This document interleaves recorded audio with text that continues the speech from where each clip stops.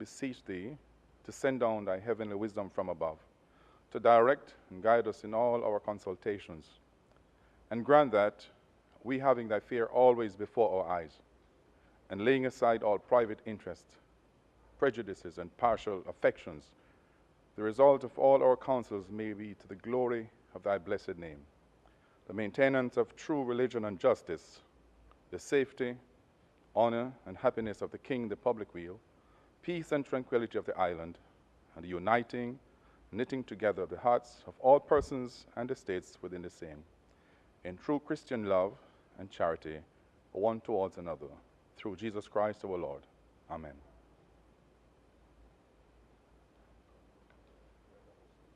Yes, sir.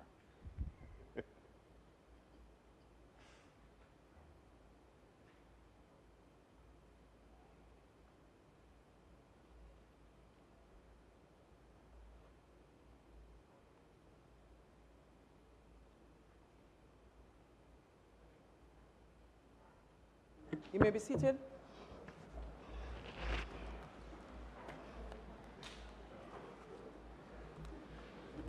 This honorable house now resumes its sitting. It is always a great honor and pleasure to welcome you all to the Honorable House of Representatives, and I trust that today's proceedings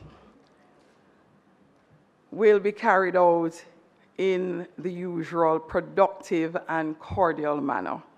I would like to extend a special welcome to those who are joining us in the gallery, as well as those online via the various social media platforms and PBCJ.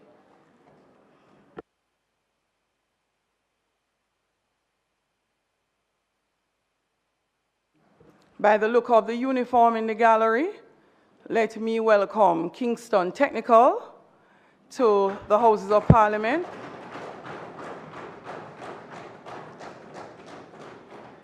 Welcome. I hope you enjoy your time at the Houses of Parliament today.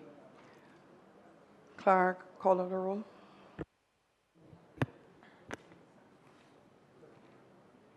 Mr. Clark. Here. Mr. Bartlett.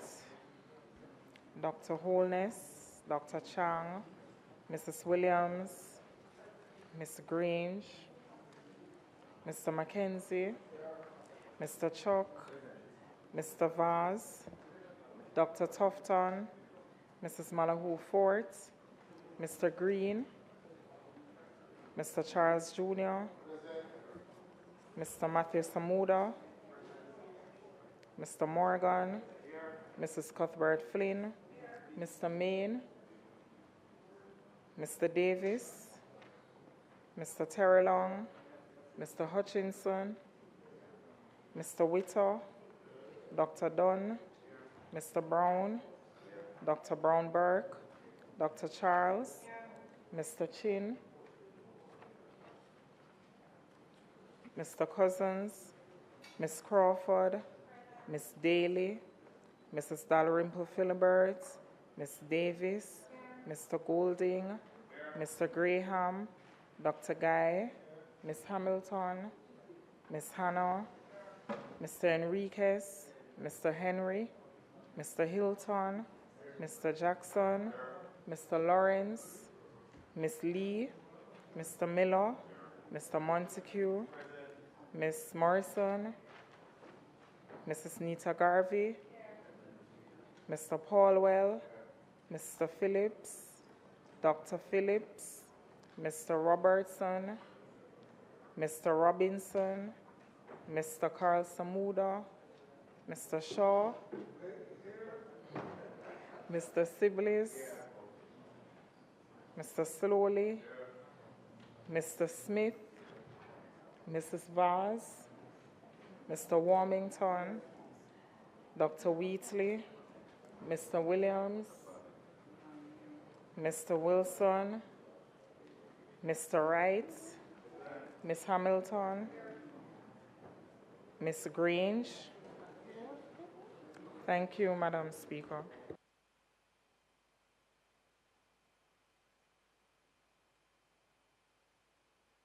House Leader. Madam Speaker, I want to join you in welcoming members to the sitting of the House today, and particularly to welcome our guests in the gallery. Today has been an interesting day for the students. This morning at our Joint Select Committee on the Integrity Commission Act, we had a number of students from one of our primary schools there, and they were given a very, very strong exposure to the workings of the committees of Parliament, and particularly the workings of Joint Select Committees. And today we have these students, and they are now exposed to the other side of the parliamentary activity, and that is the actual sitting of the House itself, and to witness the debates and discussions and cut and thrust between both sides of the House. Having these young people coming to the Parliament at regular intervals is a good way of securing the future of democracy in our country, and for them to be exposed to what are some of the finer arts of the whole business of parliamentary practice. So, Madam Speaker, today we intend to have a number of statements by ministers, and I'm going to, in fact, invite you to proceed with the agenda, and for us to make a recommittal at a later point with regards to statement by ministers, as we have some 3 statements in that regard. May it please you, Madam Speaker.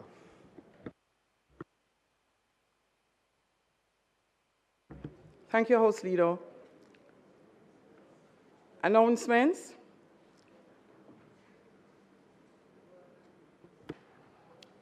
Laid on the table of the House are the following: Annual report of the Harmonization Limited for the financial year 2022-2023 and its related ministry paper numbered 06 of 2025. Annual report of the National Education Trust for the financial year 2022-2023. Annual report of the Universal Service Fund for the financial year 2022-2023. Annual report of the National Solid Waste Management Authority for the financial year 2023-2024. The Jamaica Gazette Supplements, Proclamations, Rules and Regulations 47, Volume 148, dated Saturday, January 18, 2025, Number 9, enclosing the Constitution of Jamaica. The Jamaica Gazette Supplements, Proclamations, Rules and Regulations 53, Volume 148, dated Saturday, January 18, 2025, Number 10, enclosing the emergency powers, specified areas in the parishes of St. Catherine, Kingston and St. Andrew Regulations of 2025 under the Emergency Powers Act. And finally, the Electricity Wheeling Regulations 2025 resolution under the Electricity Act. Thank you, Madam Speaker. Bills brought from the Senate. The following is a message from the President of the Senate. To the Honorable House of Representatives, I have the honor to advise the Honorable House of Representatives that on the 24th day of January 2025, the following are passed in the Senate without amendment: an Act to amend the Income Tax Act, an Act to amend the Natural Resources Conservation Authority Act, and an Act to amend the Wildlife Protection Act. The Honorable Thomas Tavares Finson, President of the Senate.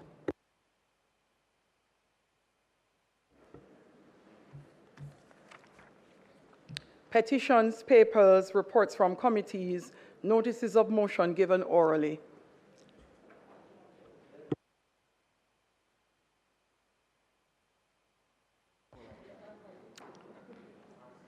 Madam Speaker, I beg to give notice of a motion that at the next meeting of the Honourable House, I will move to introduce and have read a first time a bill shortly entitled the Countries and Parish Amendment Act of 2025.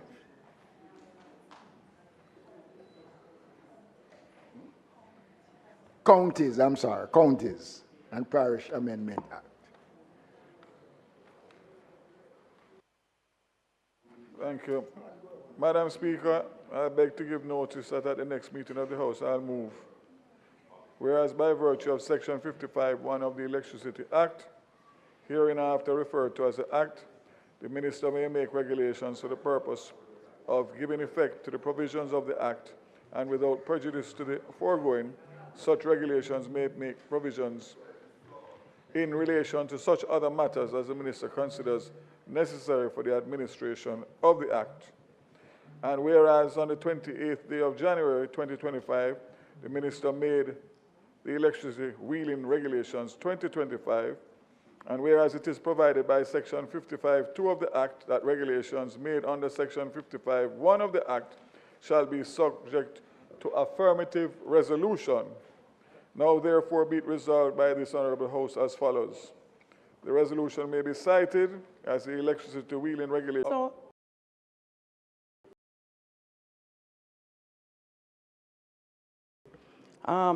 Deputy Speaker. Deputy Speaker.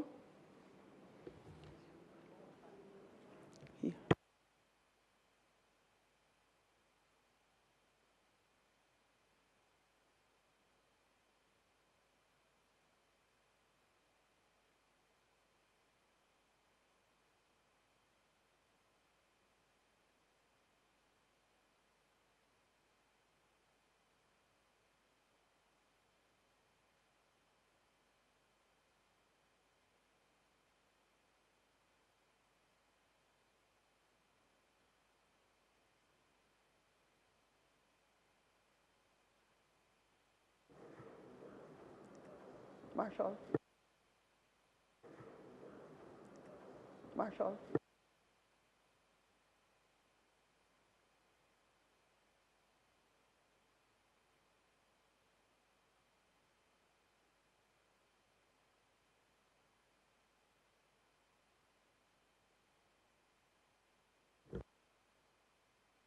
Members, please just allow a moment. Just wanting to confirm something with Minister Vaz in terms of the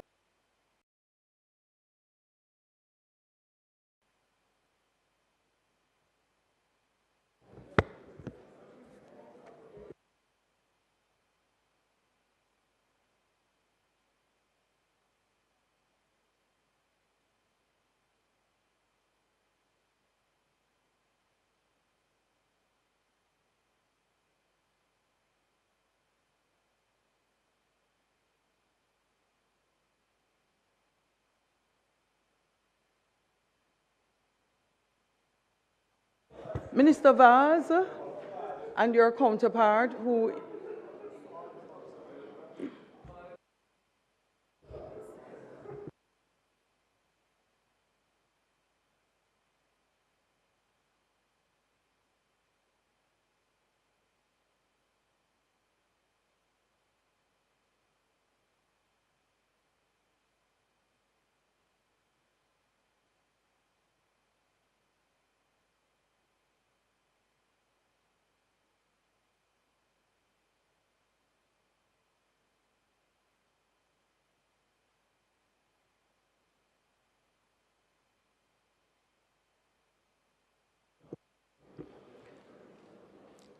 So members, just a bit of housekeeping as a result of a late change.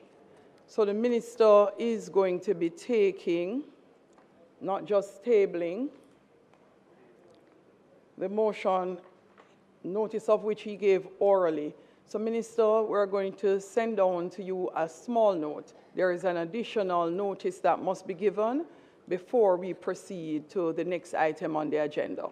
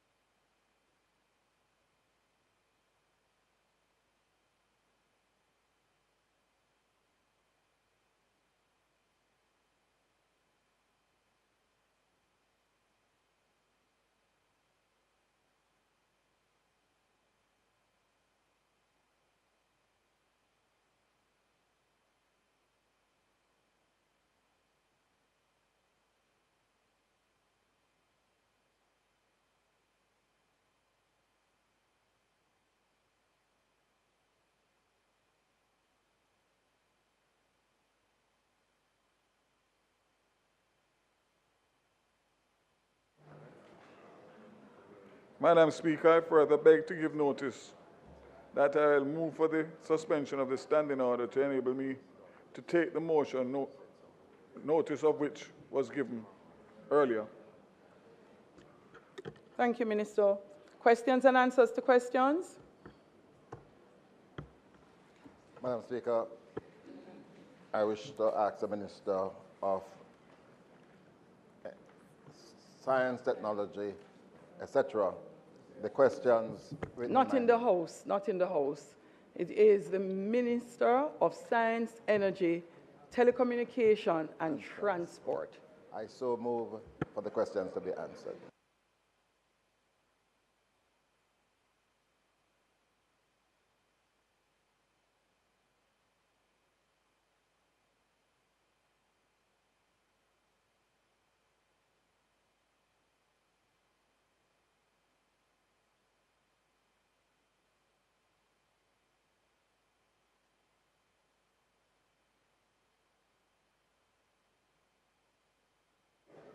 Thank you, Madam Speaker. Question one. Question number one.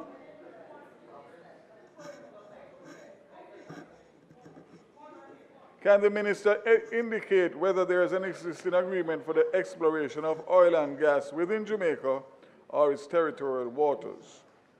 Response. The Ministry has a specialized oil and gas production sharing agreement that allows United Oil and Gas of Ireland to exclusively export for oil and gas offshore Jamaica. The PSA encapsulates, thank you,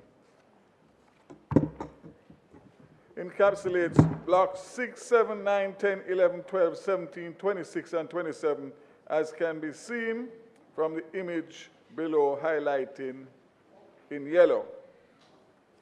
Question 2, who are the parties to that agreement? Response, United Oil and Gas PLC and the Ministry of Science, Energy, Telecommunications and Transport. Question 3, when does the agreement expire? Response, the PSA expires on January 17, 2026. Question 4, what is the latest update on the performance of the agreement? Response, an aggressive work program was put forward in January 24 that will significantly de-risk identified oil and gas prospects up the south coast of Jamaica.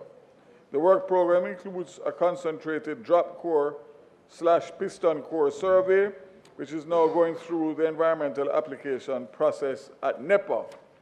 For this survey, a specialized vessel is scheduled to retrieve samples from the seafloor to test for the presence of oil and gas in quarters 3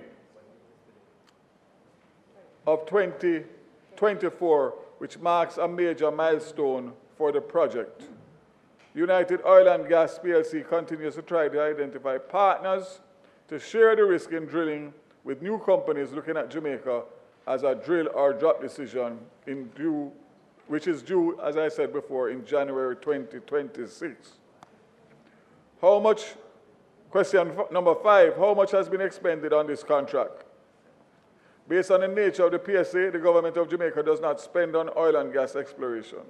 United Oil and Gas will spend upfront, and in the event of discovery, will recoup its cost.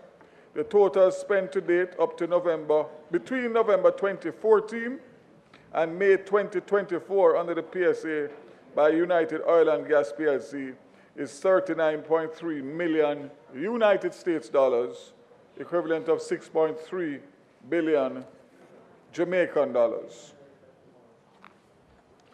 I thank you, Madam Speaker. Turn your mic on, please. Madam Speaker, I do have some follow-up questions for the Minister. Firstly, Minister, have any penalties been imposed on the party for the delays in drilling for oil so far? I know the contract did give a specific schedule as to what were the things to be achieved from the time it was signed in 2015 until now. what penalties have been imposed on the contracting parties to date, if any, and what reliance do you have that they will get to a point for drilling by 2026?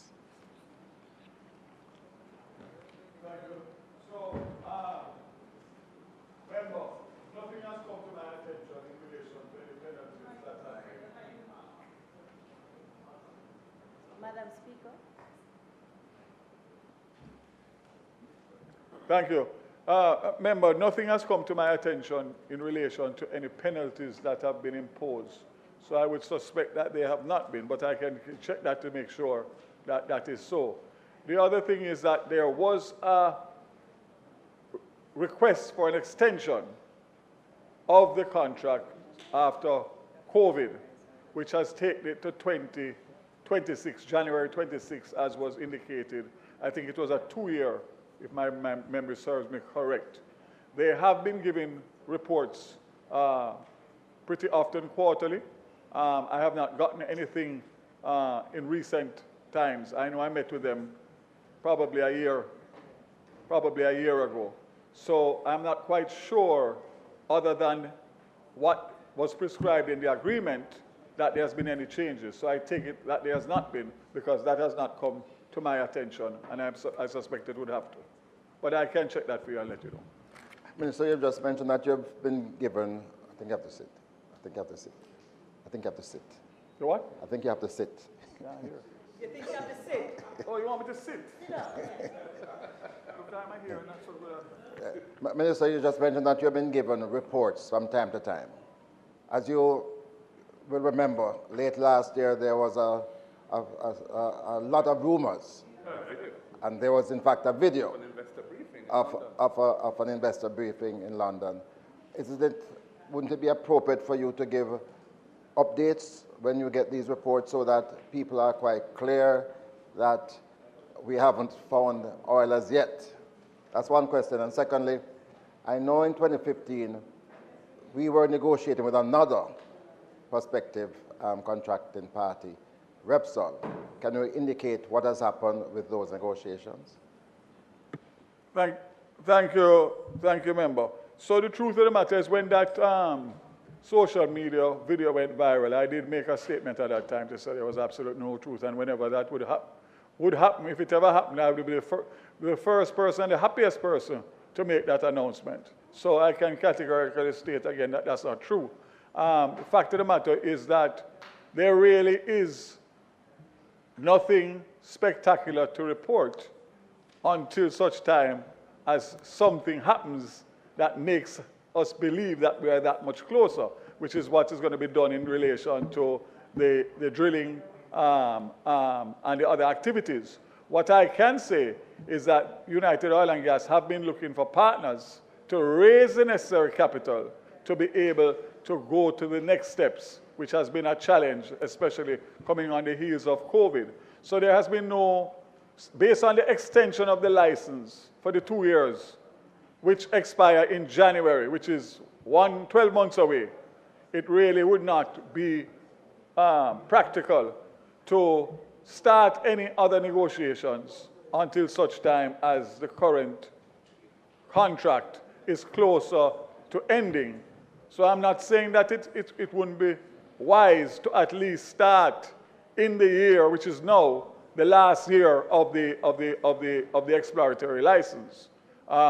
So that I will take on board, because obviously it's January 26, we're in January 25.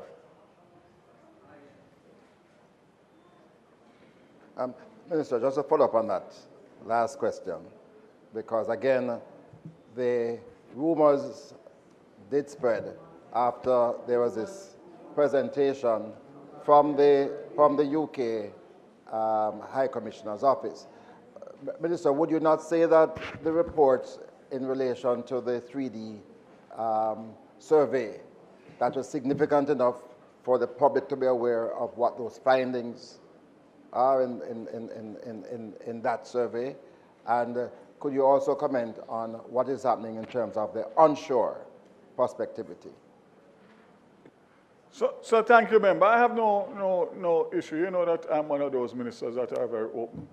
So there's no There's nothing, as you are. So what I will do is I will take that on board, and I will direct that a comprehensive report be done that can be made public. It's a matter of interest for everybody, and it obviously has significant implications if we are ever successful in relation to our fortunes for the future generations. So I will do that. As it relates to onshore, there's nothing that is at my desk in relation to any activities that require the permits or licensing from the ministry. But I will take your suggestion on board as we work together well as usual, and I will definitely have something and have it. I'll get a copy to you, and I'll also make sure that it is made public. Thank you. Minister, thank you, Madam Speaker. Minister, just in the response to question number 4, you mentioned that the work program includes a concentrated drop core / piston core survey, which is now going through the environmental application process at NEPA. And it goes on to say, for this survey, a specialized vessel is scheduled to retrieve samples from the seafloor to test for the presence of oil gas in Q3 2024, which is, more than a quarter ago. Sure. So, which marks a major milestone for the project. So, really, has NEPA granted environmental permit to enable this drop core, piston core survey to be done? So does that permit exist? And secondly, this specialized vessel that you said would mark a major milestone for the project, and was, the reference here is that the testing would have, for presence of oil or gas, would be in Q3 2024. Samples would be, but that, did that happen or not? Or is this a somewhat dated set of answers that are just being given in January? Thank you, member. As far from my desk and where I sit, there has been nothing to tell me otherwise. There has been any delay. But I will check that and get back to you in short order, because obviously if there was a delay and a slip, then obviously I would have expected to be notified. I have not been, and therefore it's a very good question. When I read it, I also thought the same. So I'll get that. I'm just waiting on a response from my permanent secretary. Thank you.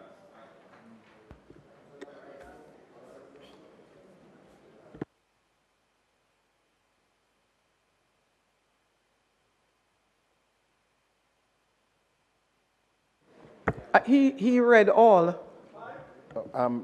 Madam Speaker, I did get a series of answers to questions, yes. One including Petrojam. So I don't know if the Minister is prepared to answer those. I just got them. Yeah.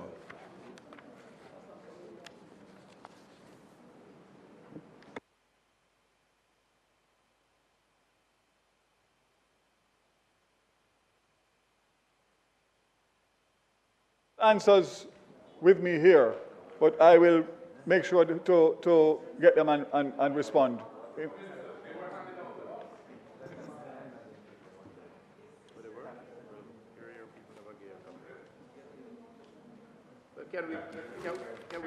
Can we borrow your copy?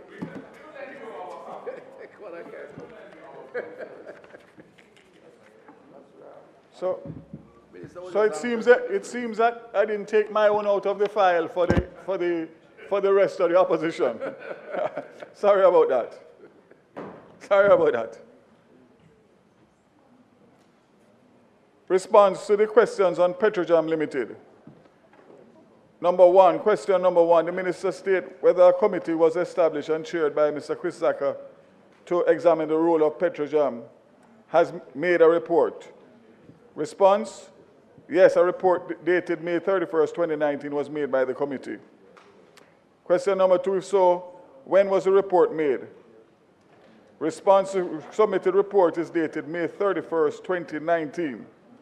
Question number three, what were the main recommendations from the report? Reference may be made to pages 34 to 36 of the attached report. Excerpts of same speak to terminal to the private sector.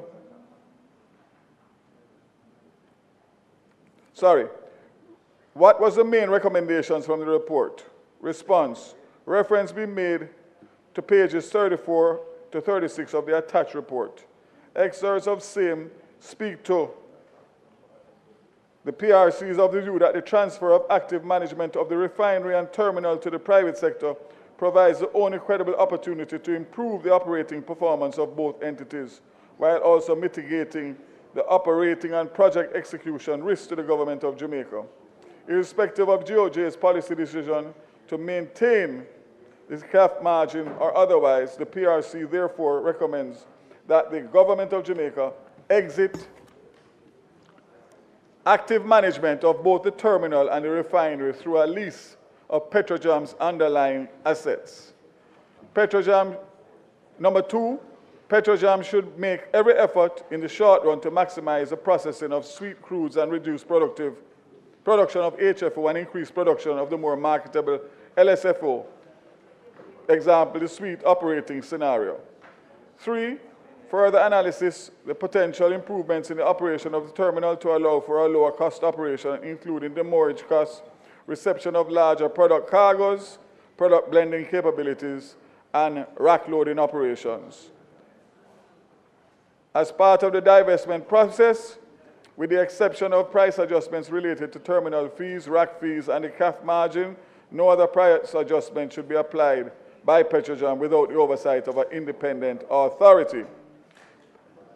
B, Petrojam should with immediate effect begin reporting the impact of all price adjustments separately on its financials.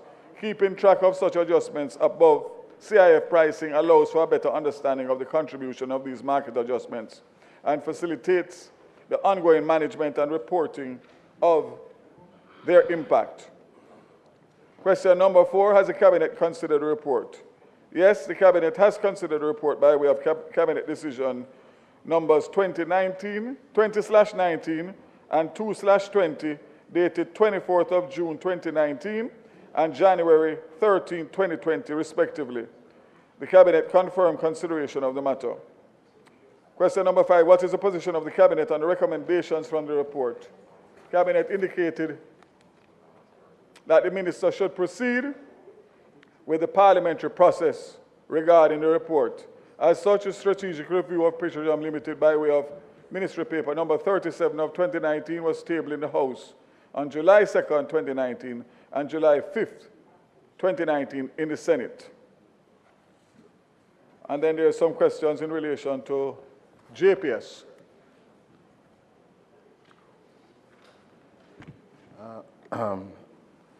Minister, firstly, you had mentioned that the report is attached, and there's no attached report to the question, to the answers here. But far more important, you have mentioned that the report was submitted in May 2019, and the Cabinet considered it in June 2019 and January 2020.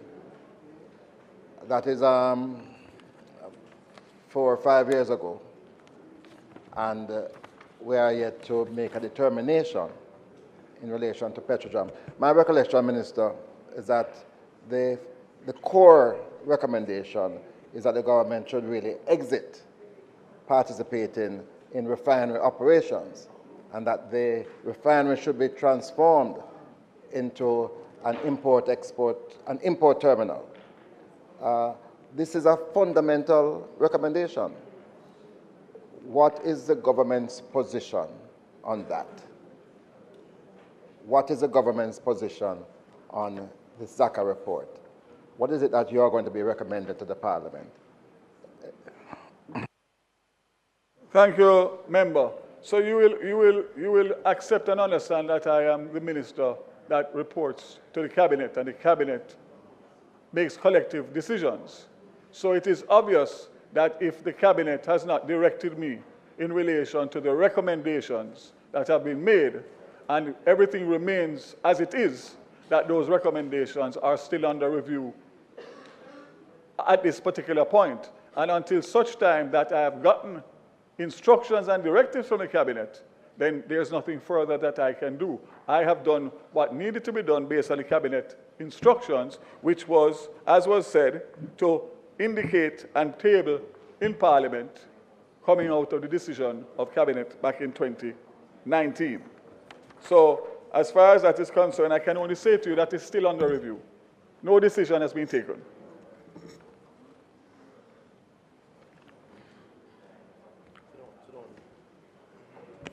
Minister, you will recall last year the Standing Finance Committee, and I suspect again this year, I had queried the allocations to Petrojam, especially in light of the report.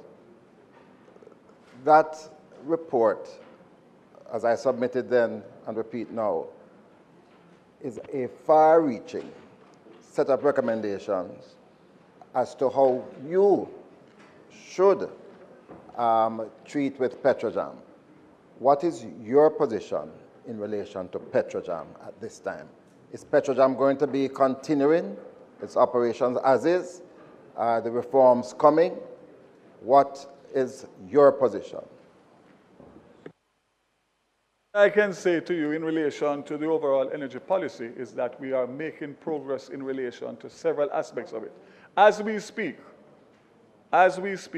there has been significant discussions taking place within government and also with outside of government in relation to unsolicited proposals that we have received. As soon as a position has been taken in relation to those, then obviously it will be my duty to go back to cabinet and get some directions as it relates to what and where do we go. In the interim, we are doing as best as possible to make sure that we have energy security and that we are moving ahead with our renewables, etc.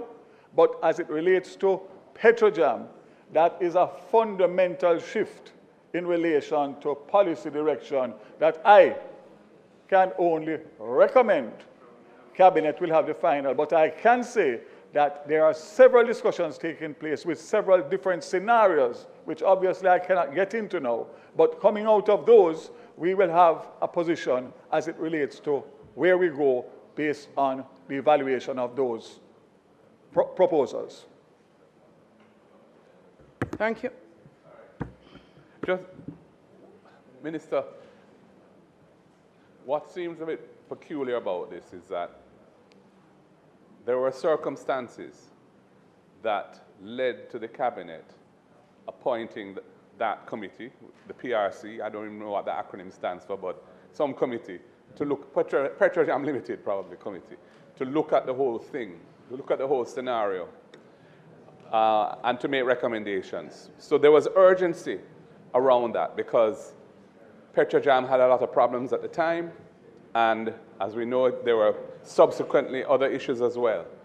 So it seems that there's no real clear policy direction in relation to where the government wants to go. I mean, you've received unsolicited bids, which are being, or proposals, which are being reviewed.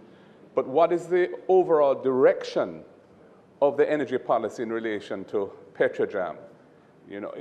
Are you inclined to go the direction that the ZACA committee recommended, or are you inclined not to, and to maintain the status quo and maybe entertain and review ad hoc proposals that may come from time to time from various sources? There's a lack of clear policy direction, and given the centrality of Petrojam's operations as the major refinery in the country, well, so as I know, the only refinery in the country, and a major supplier to distributors and ultimately consumers of petroleum products. It's to have a 5-year interregnum with no clear idea of where the government wishes to go is unsettling. So I would just like to hear how long you think it will be before there's some clarity, or maybe you have a clearer idea in your own mind as to the likelihood of going this route or not. Remember, so let me just say off the cuff that this would not be the first report that has been prepared from outside of government recommendations. that has not gone much further, because at the end of the day, it's the government and the cabinet of the country that makes the decision. We had COVID, which put a whole new spin in relation, because that was a situation that was unexpected, and of course, we had to respond, obviously, as a government, and we did so. So you have to take that into consideration. That in itself made us start to think and review possibilities that were being thought of before.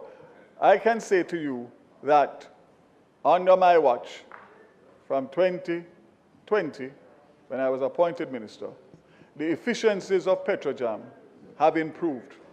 Petrojam is absolutely much more efficient and still working to become more efficient. But you can understand, as minister, my hands are tied until such time as there's a final position of cabinet. And this is not something that you just take lightly and make a decision. There are scenarios and there's pros and cons. What I can say to you is, based on where the discussions are, the discussions I've had with the Prime Minister, and the directions I've gotten from him, within a few months, we will either be able to say that there is a new direction, or there remains the same with some possible changes. But understand, it's not that it's not on our agenda, but the fact of the matter is it is. And as I said before, the report went to cabinet. Cabinet gave certain directives, and the bottom line is that nothing has really changed since then, other than making sure we work with Petrojam to get it more efficient and to make it more reliable, and of course, diversified in terms of what it supplies.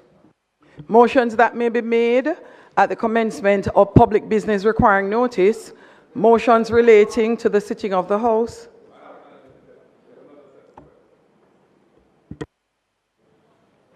Madam Speaker, the Minister... You have more questions for the Minister? The Minister is seeking to clear all the questions that we have under his name. So there's another set, but yes, there's another set regarding JPSCO. But Madam Speaker, there was just one other issue in relation to Petrojam. How are things going in terms of the legal issues with Venezuela? Can you say anything on that?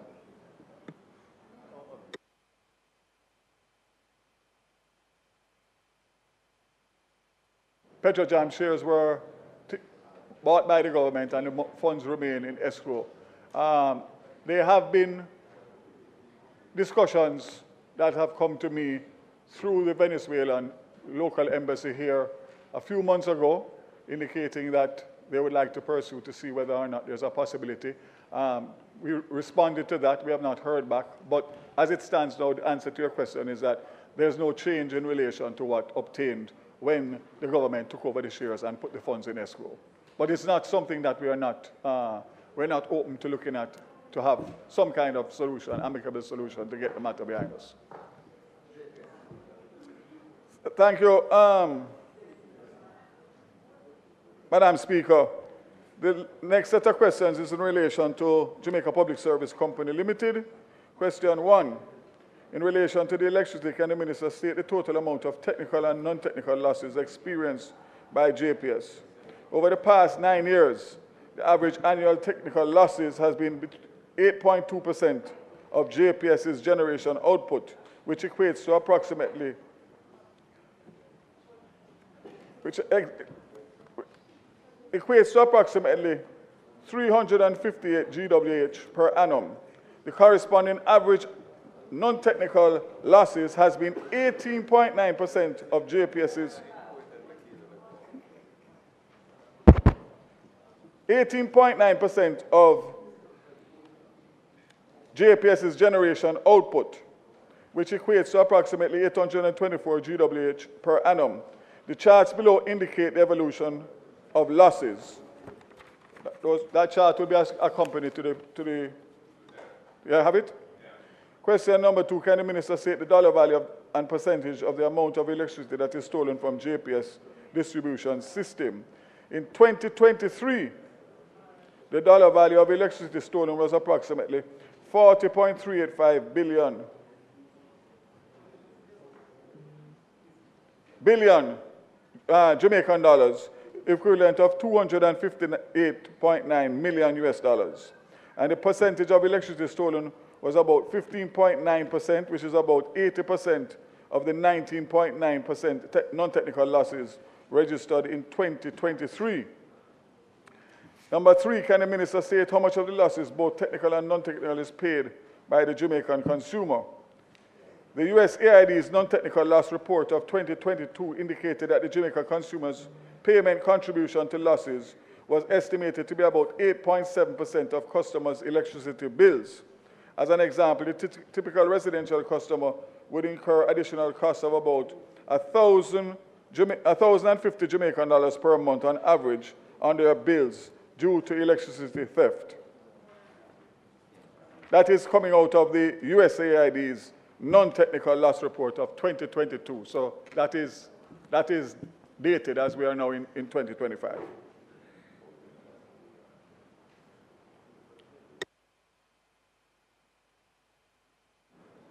Minister, when we speak of the non-technical losses, we're speaking about electricity theft.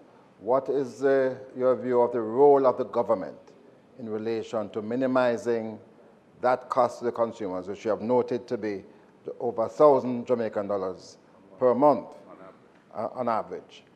What is your view on how to deal with that matter?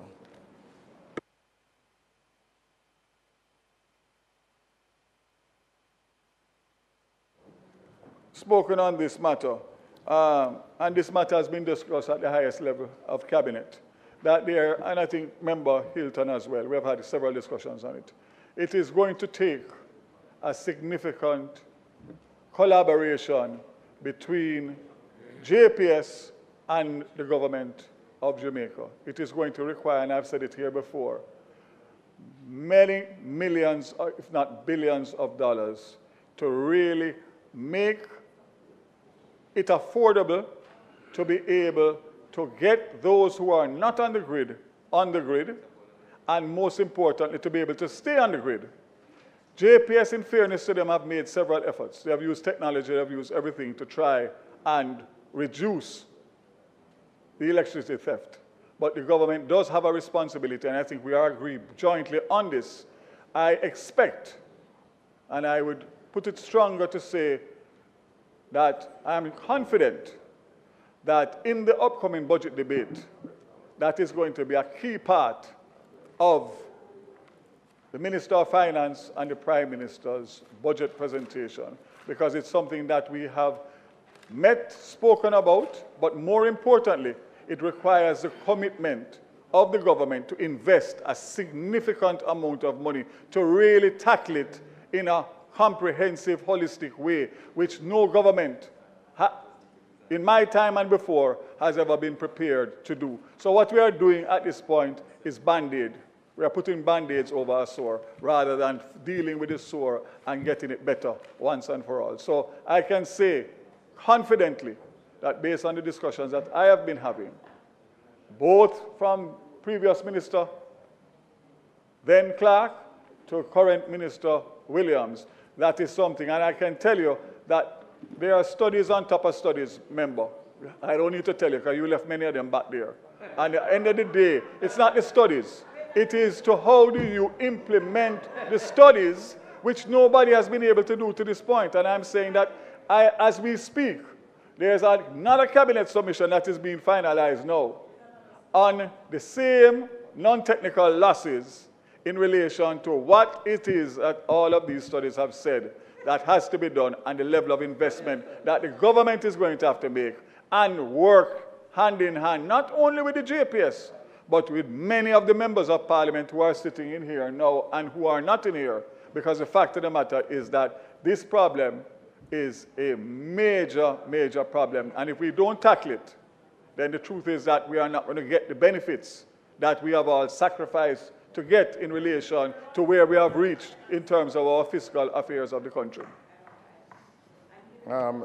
Minister, I saw the look of surprise on the Minister of Finance's face when you mentioned that she's going to deal with it. But, Minister, you are aware that in April 2021, there was a private member's motion that has been on the table for us to debate this issue, and with some clear recommendations. based on all the papers that we have been through, I put forward this. And I still believe that there is time before the budget debate for us to deal with some of these specific recommendations, because these are things that have worked in other countries. You've mentioned that $1,000 per customer is paid, per residential customer is paid per month. What proportion of the actual non-technical losses? 40 billion. Of that 40 billion, what proportion of that is passed on directly to the consumers? I don't have that exact figure with me here, but I will get it for you. But I suspect that it is substantial. I do suspect it is substantial. I see my team has finally come, so I'll be able to get some better details.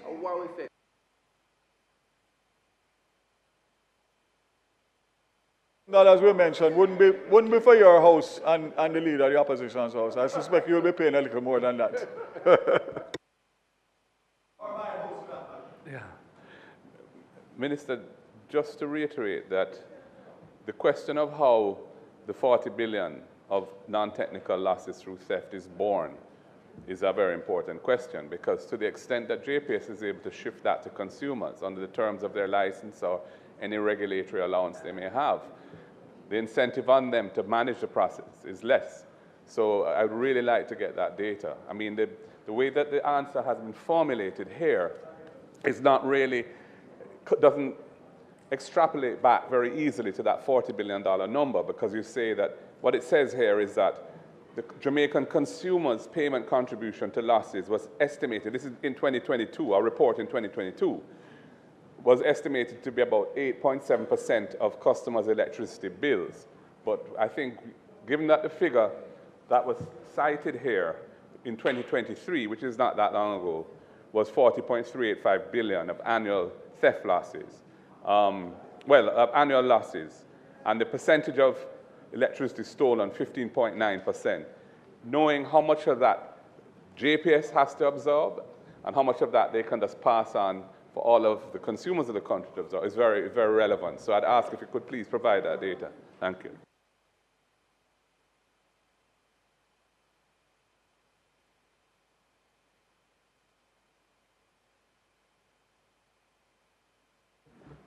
Motion that may be made at the commencement of public business requiring notice.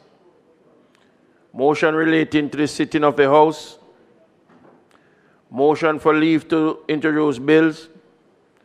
Presentation of bills without leave of the House first obtained.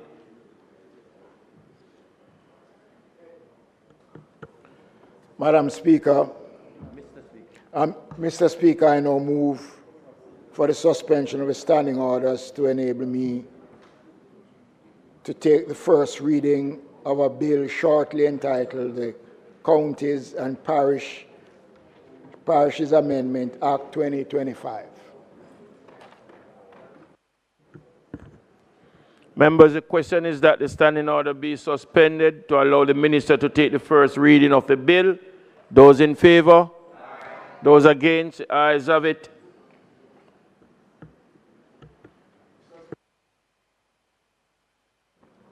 Mr. Speaker, I now move that the bill shortly entitled the Counties and Parishes Amendment Act 2025 be read for the first time.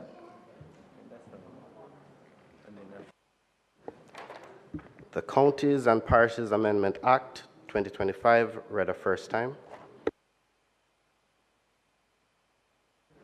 Public business, sorry. Mr. Speaker, I beg to give notice of second reading of the bill.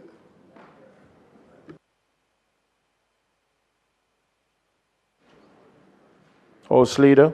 Mr. Speaker, I beg to move for the recommittal of the item statements by ministers to allow the Minister of Culture, Gender, and Entertainment and Sports, as well as the Minister of Health and Wellness, to make their statements at this time.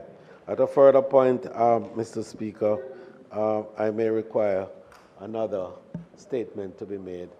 The House will be so advised. May it please you, Mr. Speaker.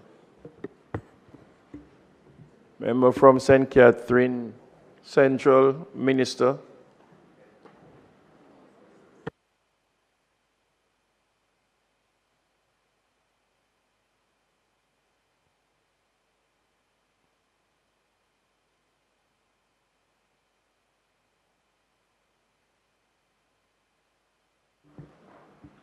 Member from St. Catherine West Central, Minister Christopher Tufton. Thank you very much, Mr. President, Mr. Speaker, sorry, and colleagues. Mr. Speaker, today I am providing an update on the implementation of Jamaica's Know Your Numbers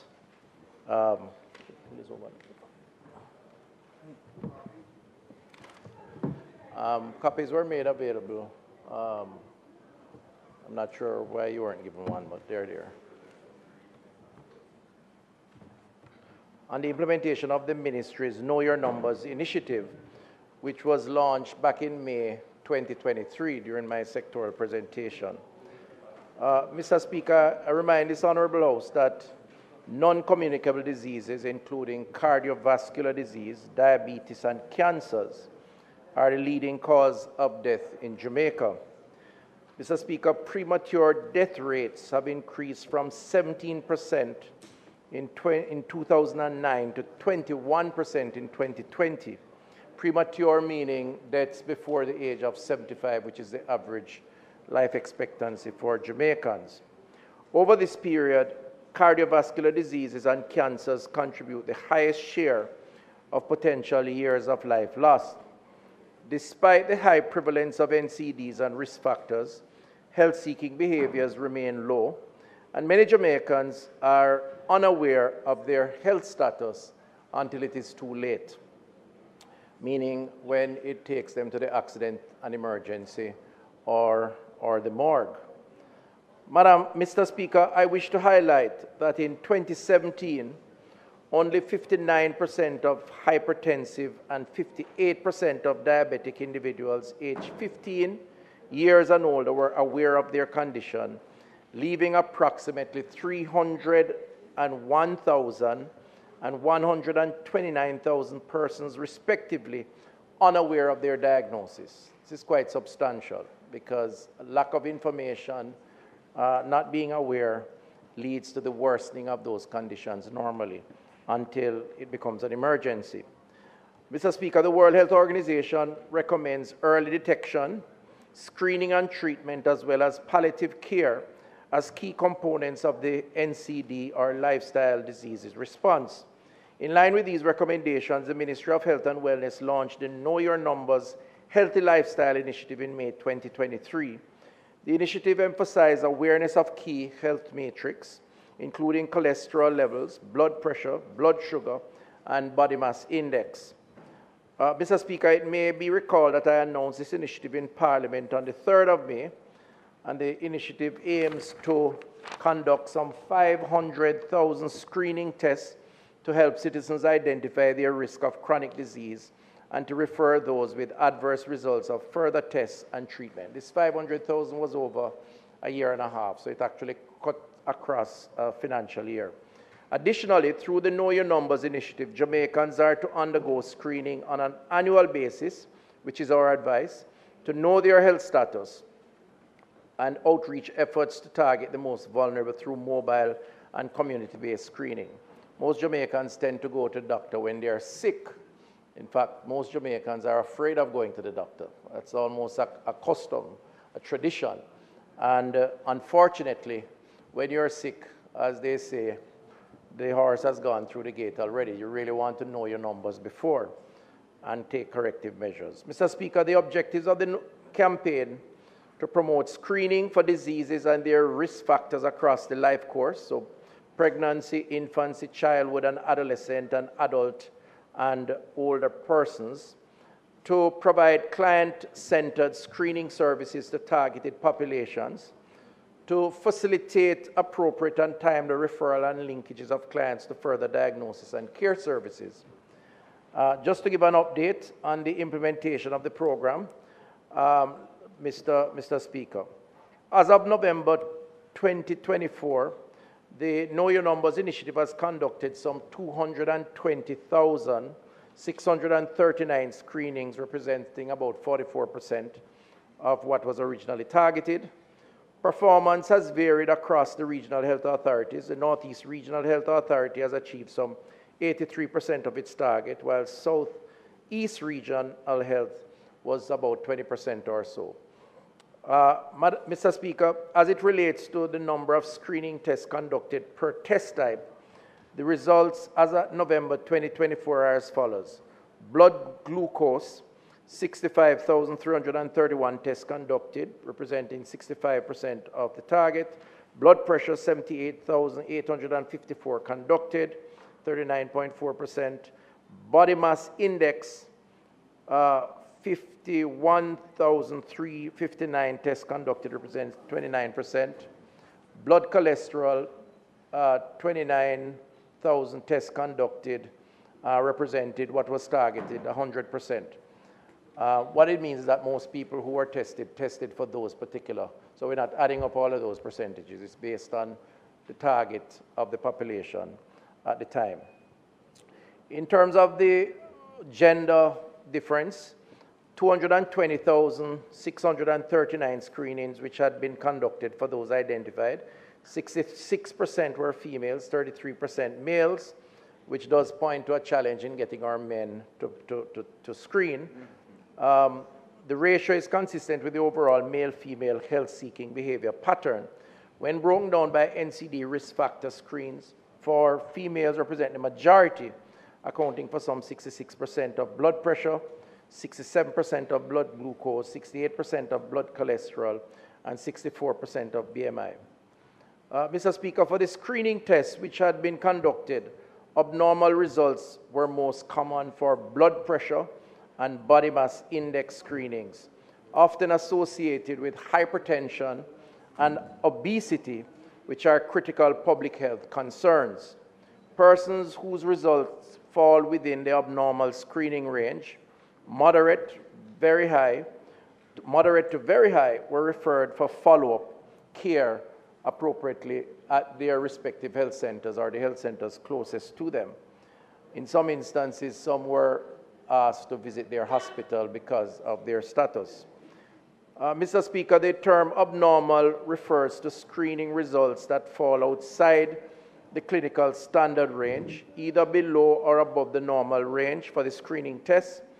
The total number of abnormal results reflected 77,263 or 32% of all tests, with blood pressure accounting for 34,920, 45%, BMI 29,347, 38%, blood glucose 7,175, 9.3%, and blood cholesterol some 5,821, 7.1%. Mr. Speaker, out of the 77,263 abnormal screening results, sex identified for 72,000, representing 68% females and 31% males. Females also had the higher proportion of abnormal results across all NCD categories, accounting for 65% of blood pressure tests, 65.9% of blood glucose tests, 71.7% of blood cholesterol tests, and 71.5% of BMI tests, Mr. Speaker. A critical measure of the effectiveness of the Know Your Numbers health screening program is the extent to which participants with abnormal results access the appropriate follow-up care, either at the health center or their private doctor as recommended by their referrals. To evaluate participants' follow-up behaviors after screening, a feedback survey was conducted with a representative sample of some 604 participants. Mr. Speaker, the survey conveyed several key areas, including but not limited to participant satisfaction, adherence to recommendations, and suggestions for improving the initiative. The results reveal, among other things, that 99% of respondents were satisfied or very satisfied with the Know Your Numbers initiative. Notably, 63% of the respondents indicated that they were aware that they had an existing condition prior to screening. Regarding referrals to further follow-up among receiving screening results, 81% of respondents reported being referred, 67% that amount affirming that they followed up within the recommended 3-week period. This is very important that at least having become aware, there is a majority that have gone and taken heed and done follow-up. As for lifestyle changes, 94% of respondents intimated that they had made lifestyle changes, while also indicating that since attending the Know Your Numbers event, they feel more informed on their health status. This is really what the program is intended to do. It's intended to create awareness, both of the need to screen, but also what the outcome of screening is for them, and what recommendations that are required as part of pursuing a healthier lifestyle. Indeed, a doctor, the patient consultation is the end of the trajectory on that day, where they test, and then with those results, they have an audience with a doctor to make the referrals and the recommendations. Mr. Speaker, based on the Ministry's assessment of the initiative, as well as feedback received from participants, several key strategies are being implemented to enhance the effectiveness of the program. And these are strengthening of regional outreach and accessibility, the deployment of additional mobile screening units to underserved areas, particularly rural parishes, to enhance coverage and address regional disparities, and broaden the reach of screening activities. What we have found is that, indeed, even though we have nearly 330 health centers across the country, which of course serves primary care and are more community-based, there is still a large portion of the population that wants a more direct intervention. They want the screening to be brought to them. And indeed, it's a trend now.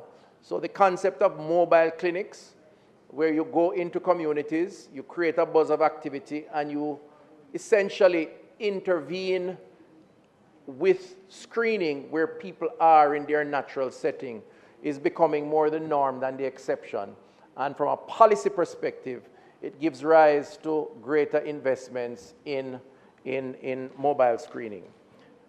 Expanding testing and outreach initiatives. 5 more minutes. Mr. Speaker, the member's time having expired, I beg to move that his time be extended by 5 minutes to allow him to complete his presentation. May I please you, Mr. Speaker? The request for extension of time is on the floor. Those in favor? Aye. Those against? The ayes have it. Minister, you may continue. Thank you, Mr. Speaker, and thanks to my colleagues. The other is the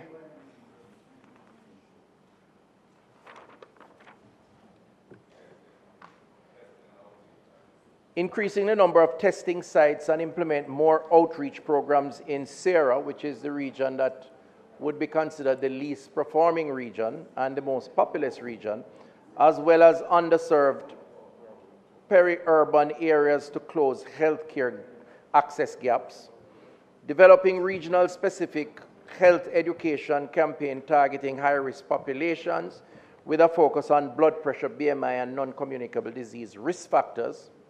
In other words, what this has shown us is that there are some very specific and targeted interventions that may be required. And given the island-wide tour around this concept, we can now go into very specific areas and be more detailed in trying to enhance the outreach.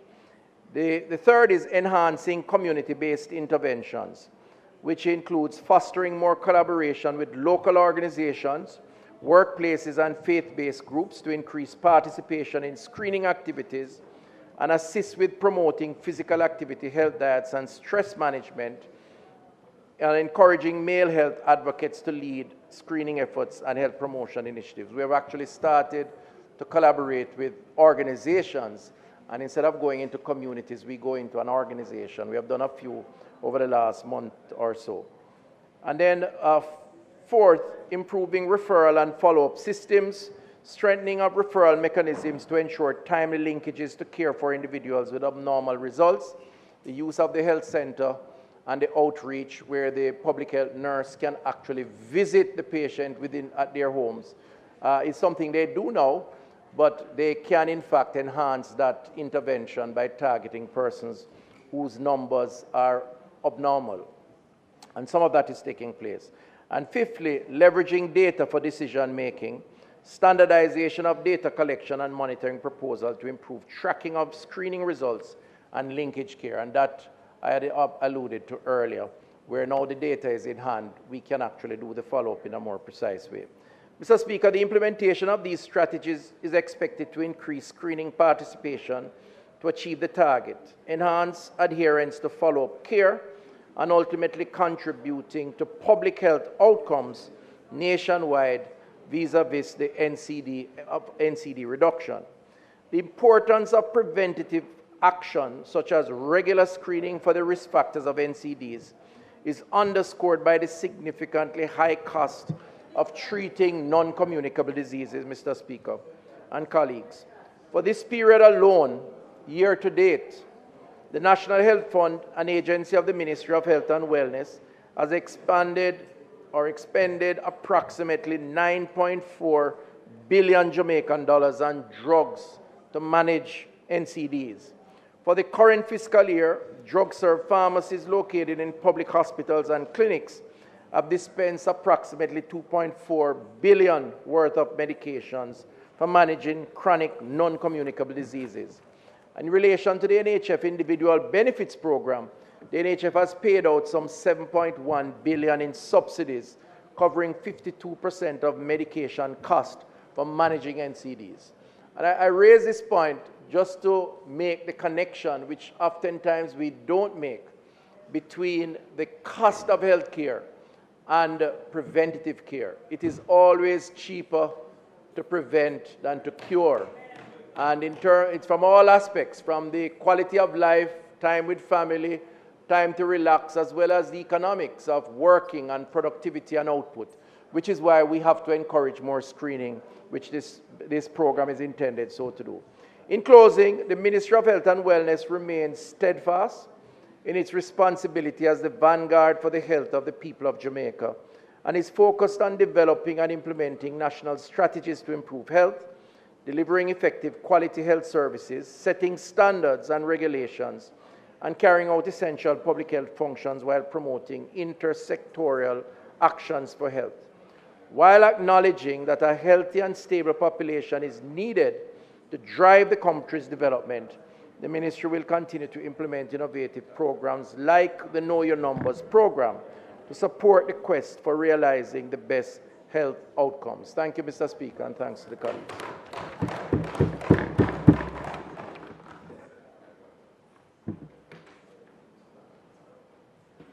Member from St. Mary's Central. Thank you very much, Mr. Speaker.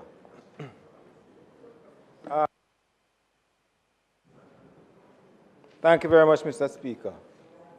Minister, we'd like to thank you for the update on the Know Your Numbers program. We see, however, while it's commendable that many people have come out to acquaint themselves with their health numbers, there has not been a significant uptake in terms of the projections that you had.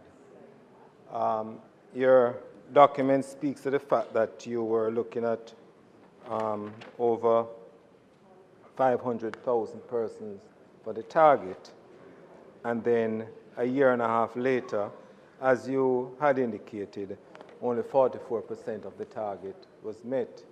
You went on to indicate some reasons as to why it was not met and some recommendations as to how to move it forward.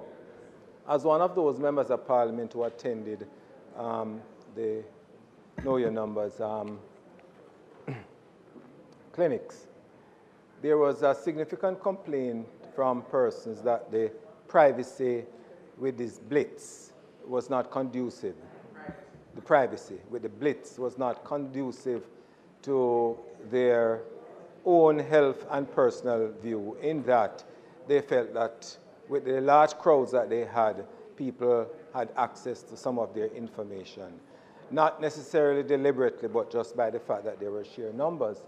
And in terms of one of the recommendations would be to have, as you have indicated too, to have smaller focus groups through the churches, through civic organizations, etc.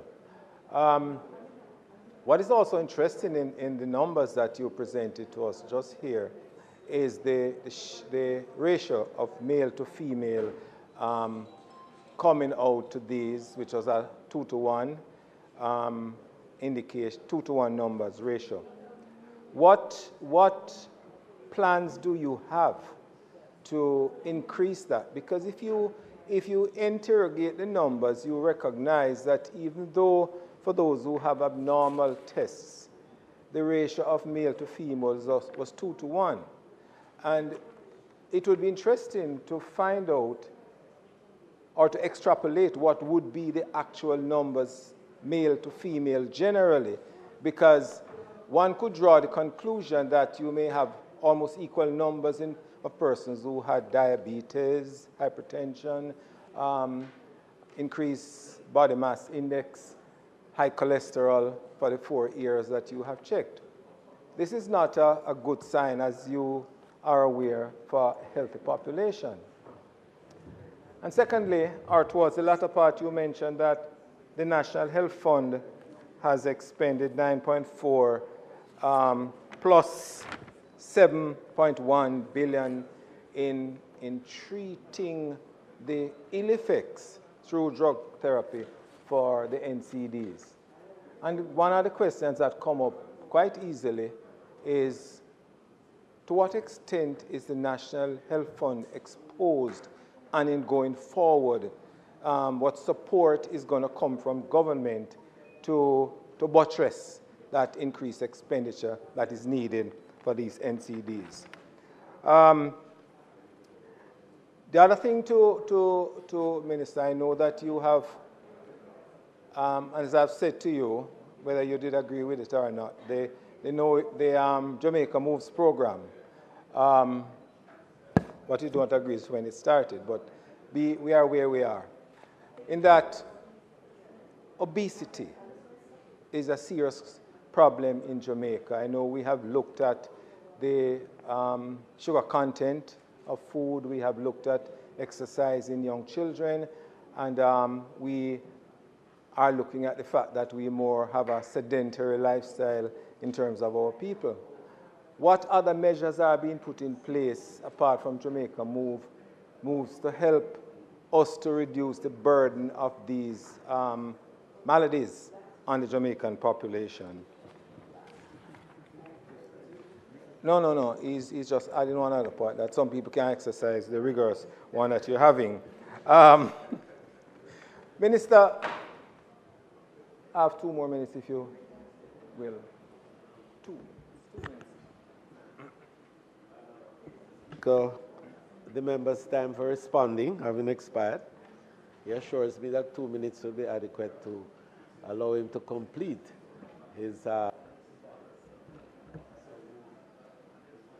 move.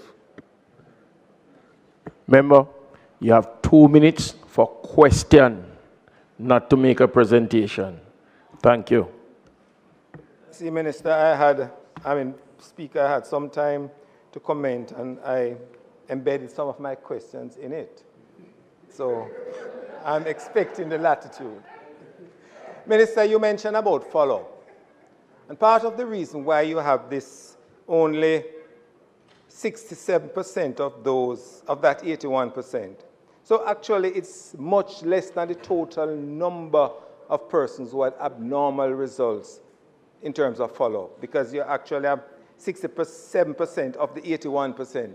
Okay? So we're looking at about 35 to 40% of those persons who had abnormal results turning up for follow-up. And part of the reason is that the health centers, outside of the Know Your Numbers list, the health centers for people to get attention is usually overcrowded.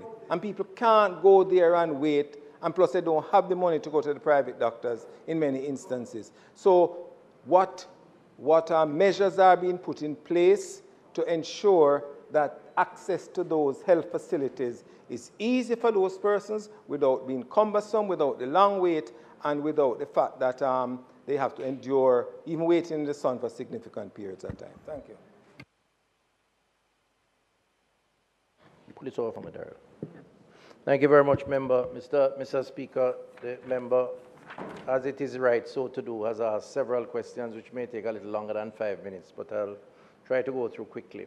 On the issue of the 500,000 and the target and the 44%, by the way, it's not persons, it's tests. So there's a difference. So one person could do several tests. It's the first time, and it's a function of forecasting. The activity and the organization of the activity and the coordination in the respective parishes, including yours, which I was unable to attend, but it was well attended. Yeah, by the time it got to you, we had gone through a lot of the kinks. The first few was a learning curve. No, it is. I mean, it's a logistics challenge to set up an entire health center in a town center with all the other activities. But no, I'll come to the next one. So we learned a lot, and we tried to perfect it, or at least close to perfection, and so it got better with time. So I'm not too hard on the team for setting this target and getting where they are. I think what's important is that as we continue, it's going to be better. And so I wouldn't be overly critical, given that it's the first time. You spoke about your experience, and I'm happy you were there, and many members of parliament on both sides attended the events because we did invite them to participate and to encourage people to come out. The privacy issue, I can see where the perception would be that given these large crowds, people may feel a little exposed, and personal data is important. We did guard against that in terms of the rooms, particularly with some of the tests. I didn't mention tests like syphilis and HIV and so on, where we had a mobile bus doing those, and we did try to do that. I guess part of the consultation of the doctor, once having the data, which takes place at the end of it, we try to put them in a particular area. So you will have to help us with that and others, and we'll continue to drive that point. The male-female ratio, as I said earlier, is quite typical of the society. And I tell you who the greatest influencer of male or men going to the doctor is. They're women. Exactly. And I want to make a special appeal, since you have given me the opportunity so to do, to appeal to our women. If you want your man around a little bit longer, some of you might not, but if you want him a little longer, I would encourage you, please, maybe deprive him of something until he goes and gets his annual checkup. I don't want the men to attack me here on that. No, it could be dinner, it could be breakfast, it could be lunch. But it could be anything. No, but seriously. It could be dessert too. But seriously, I think our women have the greatest level of influence over our men. And it's necessary. Incidentally, the statistics, but seriously remember, the statistics state, I'm a creature of data, that our men lives on average 3 to 4 years less than our women. So the chances of you outliving your partner, assuming your partner, a lady, of course, men, women, is less than your partner outliving you. And that should be motivation enough for a woman to encourage you work harder. I don't want to get involved in that because I want the ladies in Jamaica to support me. But I think it's important for us to recognize that, and hopefully, and we need to make people aware of this. The other next best approach clearly is to have targeted interventions in areas like where men congregate. Because what we have found in the Know Your Numbers program is that the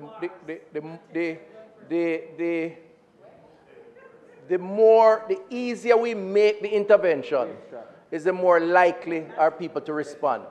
So there are some places of work where men dominate. There are places of entertainment where men dominate. And I could go on and on and on. So that kind of intervention, and then to use other key influencers And I said that we were exploring all of those. The National Health Fund, your next question around treatment and the cost. Can I tell you, and I know this may be courting a greater debate, which has to happen, and I do intend to speak to it later on. The cost of drugs and treatment by the National Health Fund, and indeed by the society, private or public, is unsustainable if we do not take some corrective action around prevention, which is why the Know Your Numbers is so critical. It's unsustainable. And I tell you, when I say unsustainable, I mean that it's just going to continue to escalate. And ultimately, all of us will suffer. And one of the things that we have to put on the table, and we have through a working document, and we're refining that now, is the concept of a national health insurance scheme. Now, the NHF is a form of a health insurance scheme. We need to move to the next phase, and there are some conversations taking place there. And remember, collaboration around that is not a bad thing. And I put that to you and to the opposition leader and others. And we're ready to talk on that. But we're going to have to take some decisions around how health is financed going into the future. And the NHF is doing amazingly well. They have added 5 or 6 additional categories of illnesses since I've been minister.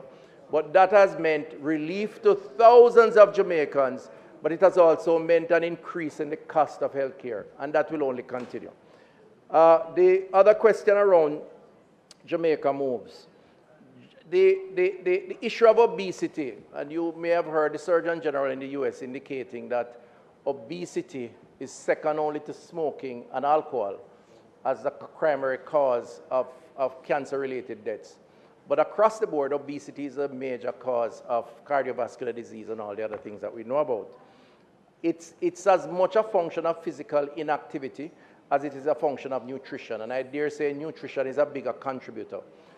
What are we doing about that? One of the most game-changing policies that I think will take place, that myself and the Minister of Education are championing, and it's just now about to head to Cabinet for their consideration and hopefully approval, is a school nutrition policy.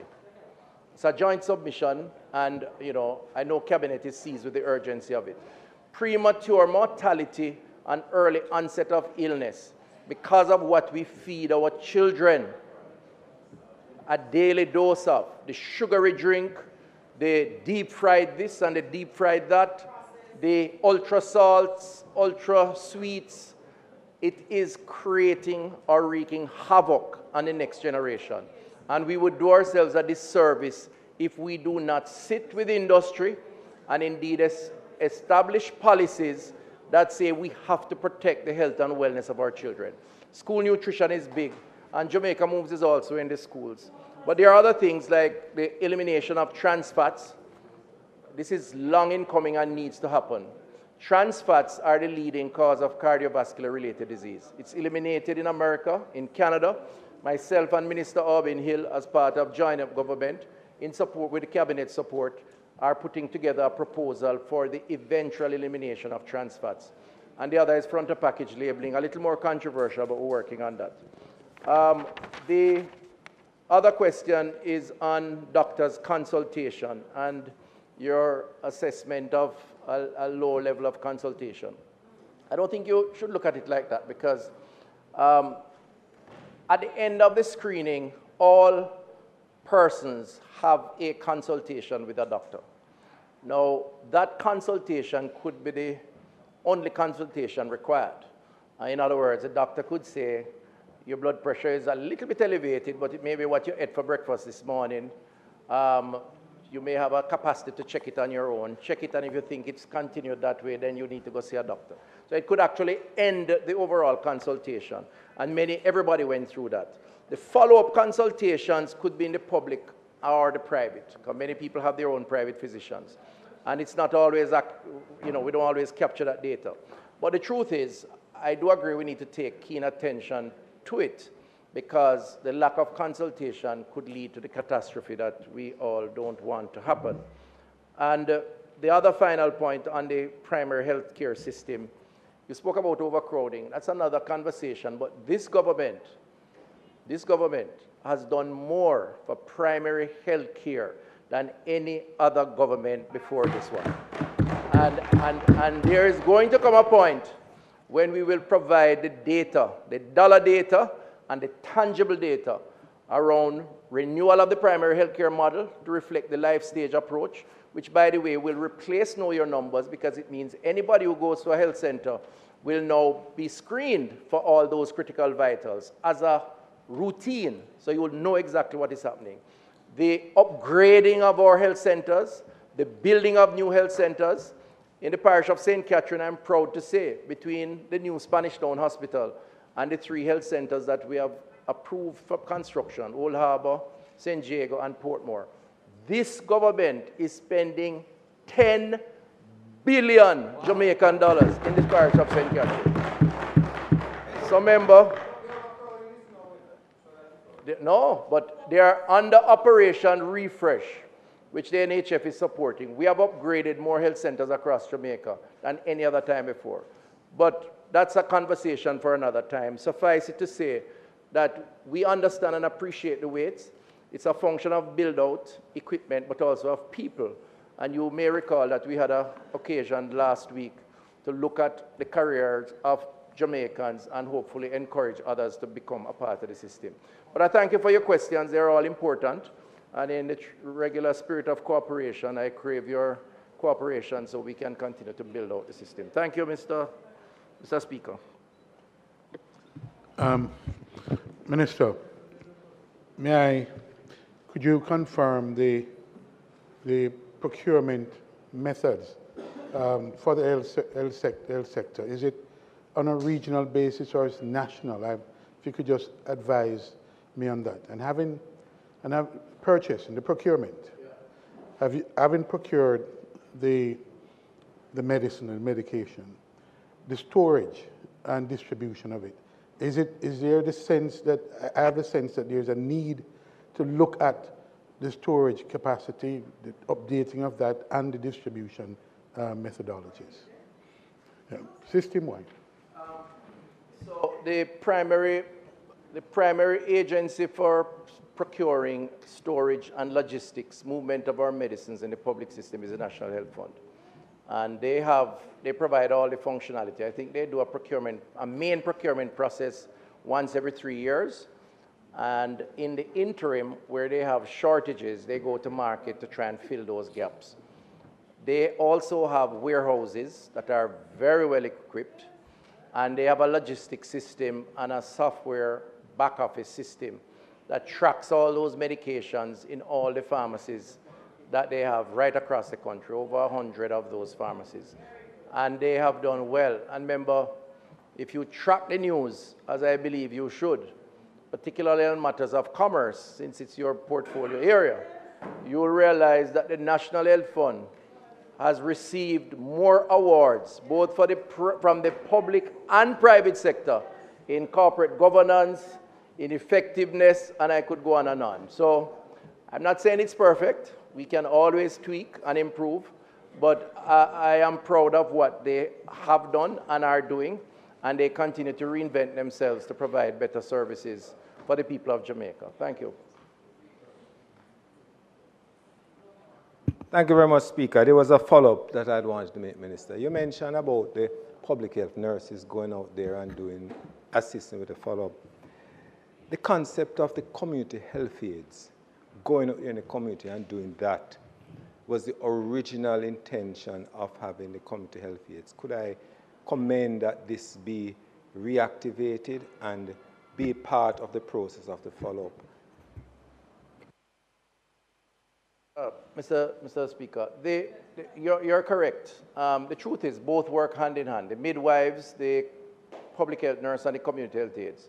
And again, I have to claim some bragging rights on behalf of the Prime Minister and the Cabinet and the government, because it is this government that has increased the number of community health aides from under 1,000 when we took office in 2016 to approximately 2,200, and they are not temporary. Under compensation review, they have been all made permanent. Hear, hear. And I think that says a lot for job security and for productivity.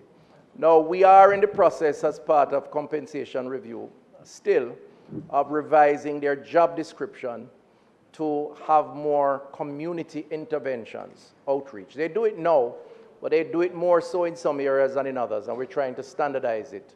And a lot of conversation is taking place in that regard, and we'll give a better update on it later on. But our community health aides represent, as our public health nurse represent, the foundation of community health and the intervention that is required to deal with those who can't move, are immobile, or those who are not inclined to go into the health center. And I think they are doing an excellent job, and I want to commend them on your behalf for the work that they are doing. Thank you, Mr.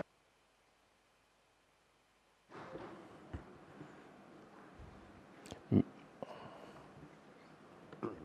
Mr. Speaker, I respectfully ask that you invite the Prime Minister, the Most Honorable Andrew Holness, to make his statement.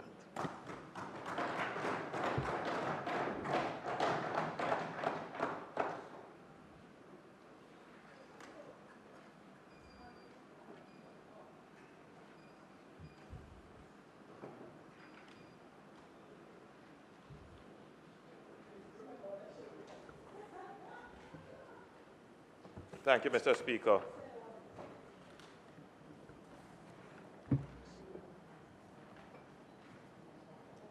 Thank you, Mr. Speaker. I have a brief statement for the House. Mr. Speaker, as we all know, roofs are oftentimes the first point of failure during a storm, and the damage they incur can render families homeless or in dire conditions. The experience of Hurricane Beryl has served as a harsh reminder of climate change and the importance of resilience in our infrastructure. Many families were left exposed when their roofs were damaged or totally destroyed.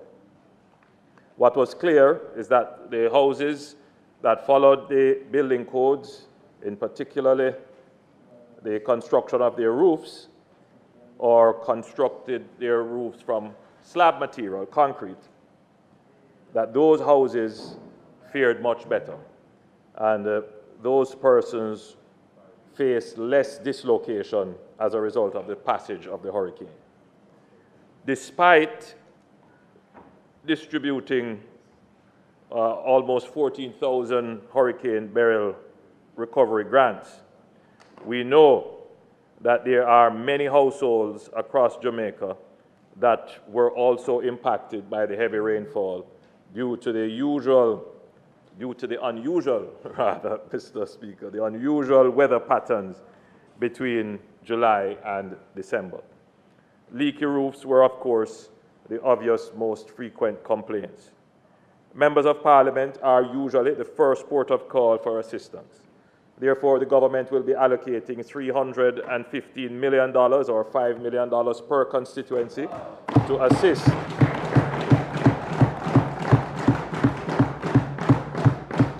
the most vulnerable cases in communities across Jamaica. While the amounts to be recommended for the beneficiary are at the discretion of the Member of Parliament, grants should be within the range of $70,000 to $100,000 to make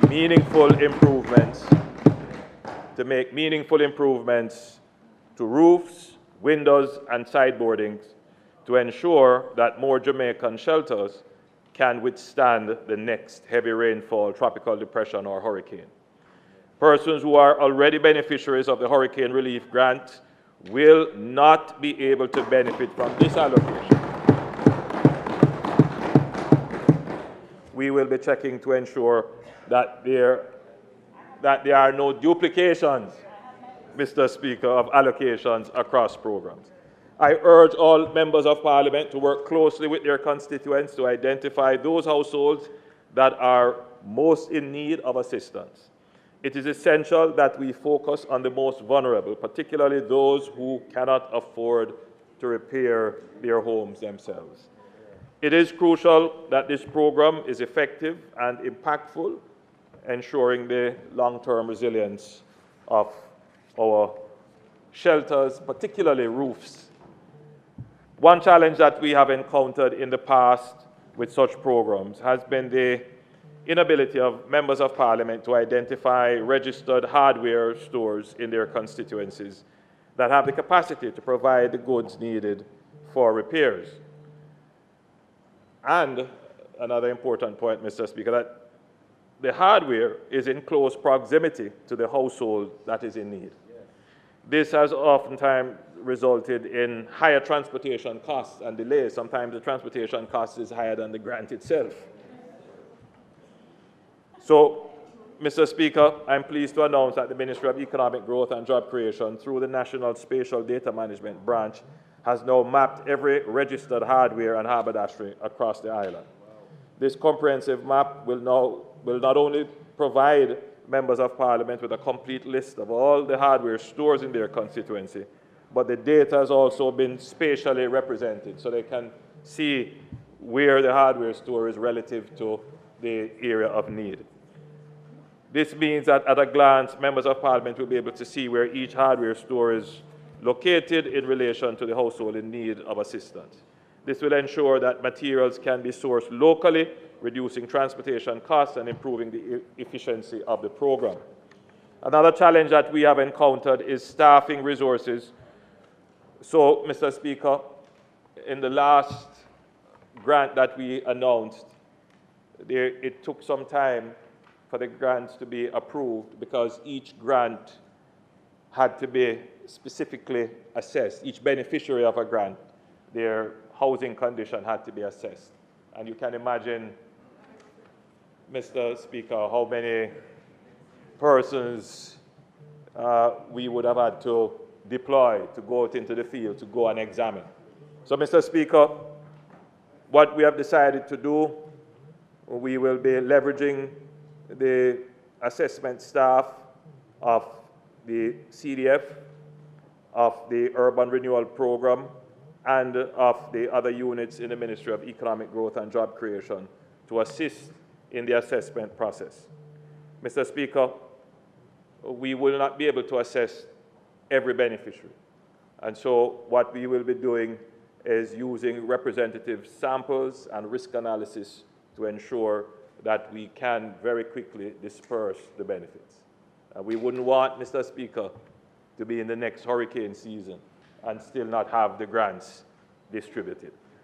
So we have to find expedited processes while keeping in compliance with the necessary rules that are in place regarding how these grants are distributed. So in closing, Mr. Speaker, I ask for the support of all members of this Honourable House in making this program a success. Together, we can help to strengthen our communities, protect our citizens, and ensure that our nation is better prepared for the challenges that lie ahead in the next hurricane season. Let us work hand in hand to make sure no family is left behind. Thank you, Mr. Speaker.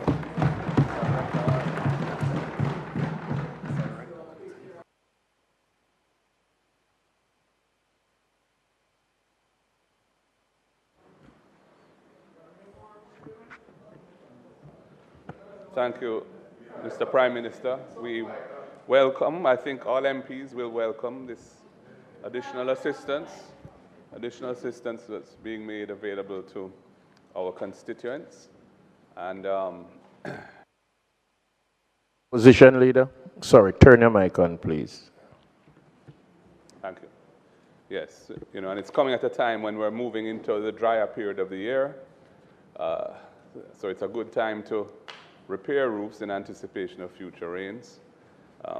My understanding is that this is entirely for materials, not labor. Yeah, so each beneficiary will have to make their own arrangements as to how they actually do the works. And I look forward to the letters to explain what the assessment process will be in each case so that we can adhere to that. So this has our support. Mr. Prime Minister, thank you. Member from St. Andrew North Central. Thank you very much, Mr. Speaker. Prime Minister, you will recall that we have had discussions about the question of establishing safe rooms in each of these challenged communities. Speak in the mic. In each of these challenged communities. And what we have found is that in trying to do a general upgrade of the building in which people are housed, we prepare a specific room in the building where, in the case of a hurricane, the family can go into that room and be safe throughout the hurricane with winds and rain and so on. So we feel that it is a good approach, at least cost, to at least have that safe room in all of these challenged dwellings, as far as the funds will provide. I don't know if I could ask for your support on this and be able to utilize the funds in this way in a more extensive fashion. Prime Minister. Thank you. Thank you, Mr. Speaker.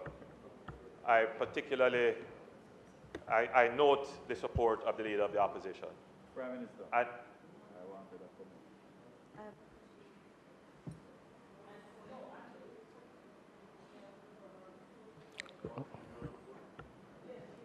comment. Yield to beauty.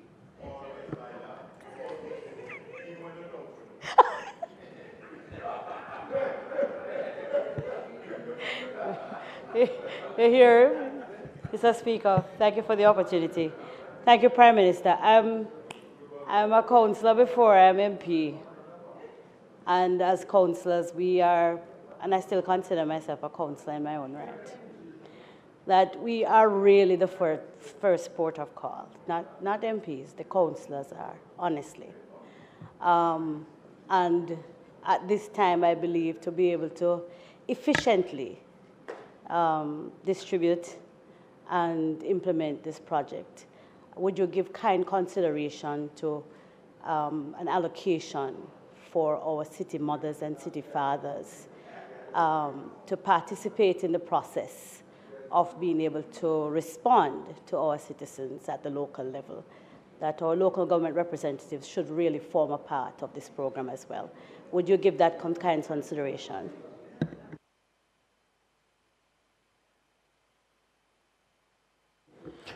Member from St. Mary Western.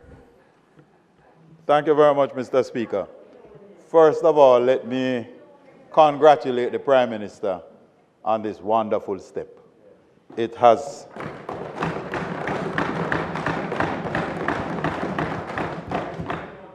I know that the Prime Minister has heard from many of us on this matter, and to have our Prime Minister respond in such a positive way underlies what we on this side know about him. He listens, he responds because he cares.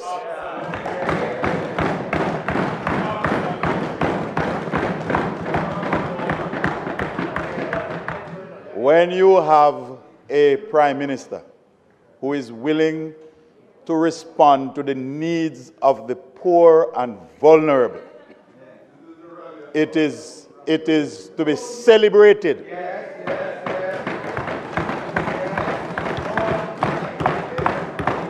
And it is to be celebrated without apologies, and because many rural and urban folks own their homes, they don't necessarily need a new home. They need help with repairs to the home. And the Prime Minister and also the Minister of Housing has responded, and has responded in an aggressive, and has responded in a big way.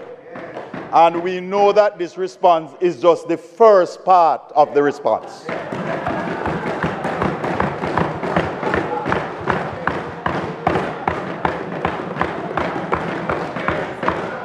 And Mr. Speaker, what I also admire about this program is that please, member from South St. Catherine. Member from St. Mary. Yes, St. sir. Mary Western. Is that member from St. Mary Western of local hardwares? Yes, Mr. Speaker. I am so ecstatic about this program. My apologies. But before I sit, Mr. Speaker, I also want to join my colleague from that side, the beautiful lady, in asking that our councillors also participate in this program with additional funds. With additional funds, because the needs are great. The needs are great. Our Prime Minister listens and our Prime Minister will respond. Thank you. Member, Mr. Prime Minister, just a minute. Member from St. Catherine, Northeastern. Thank you. Oh, the question. First of all, Prime Minister, I must commend you for this intervention. Well needed, and especially at this time. And may I encourage all members of Parliament to work closely with their councillors. We strongly encourage that behavior in this chamber, because in Northeastern St. Catherine, for example, whenever there is an allocation, we think about the development of the constituency as a whole, and the councillors are invited to the table. So thank you, member from North Central St. Catherine. We are going to urge other members on your side. I know we have Councillor Mitzi Hudson, I think from Hampstead Division Central, where member Guy is the MP. We are hoping that you will include member Mitzi Hudson in keeping, okay? And so, Prime Minister, I am only looking forward now to further statements by the Prime Minister, as usual, about how we will advance the welfare of our people. Thank you, Prime Minister.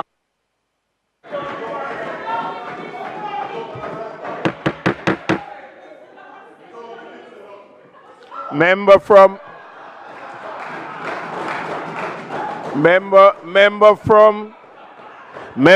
St. Andrew West Rural. Sorry. Member from St. Andrew West Rural, just have a seat, please. There's a point of order. Member from St. Mary Central. What's your point of order, please? The member is misleading the House. Mr. Speaker, that particular councillor that the member mentioned a while ago has always gotten every time. No. In fact, I'll tell you, Mr. Speaker, that beneficiary listing for the MLSS program is still outstanding from her. She got assistance for some of her constituents. She don't give me the list of the persons who have gotten it. This is part of what has happened consistently, Mr. Speaker. She has benefited like all the other councillors.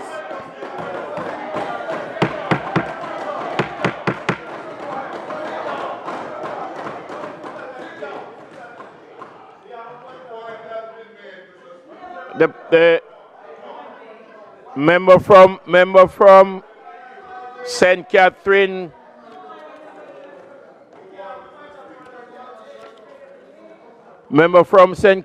Northeastern. There is not a cross conversation taking place, and so no. And you were given some amount of time. Now we'll take the member from St. Andrew West Rural. We will take the member from St. Andrew West Rural. Speaker, yes.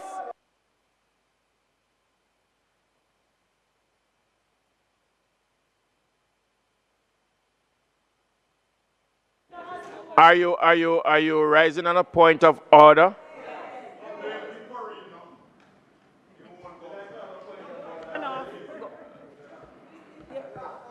Go ahead with the point of order and to the point, please. Thank you, Mr. Speaker.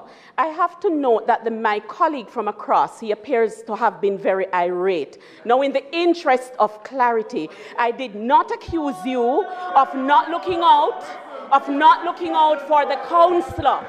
And I am sure, member from North Central, you know the process if you intend to speak.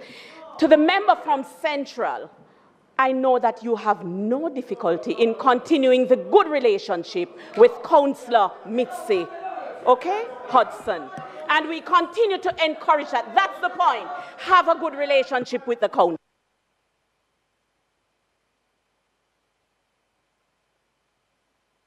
Member from St. Andrew West Rural.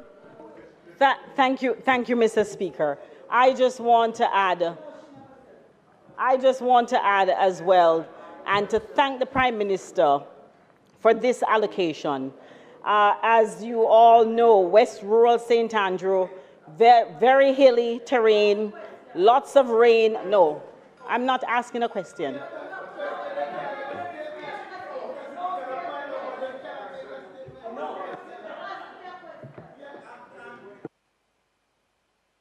Prime Minister, you may respond at this time. Thank you, Mr. Speaker.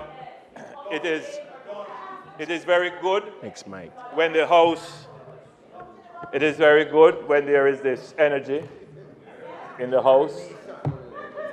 It is also very good when we have parliamentarians rising to their feet to express their views on projects that affect their constituency.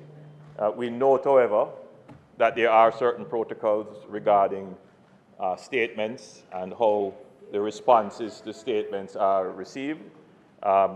Because this is not a statement on a ministerial matter, meaning that it is not on legislation or policy.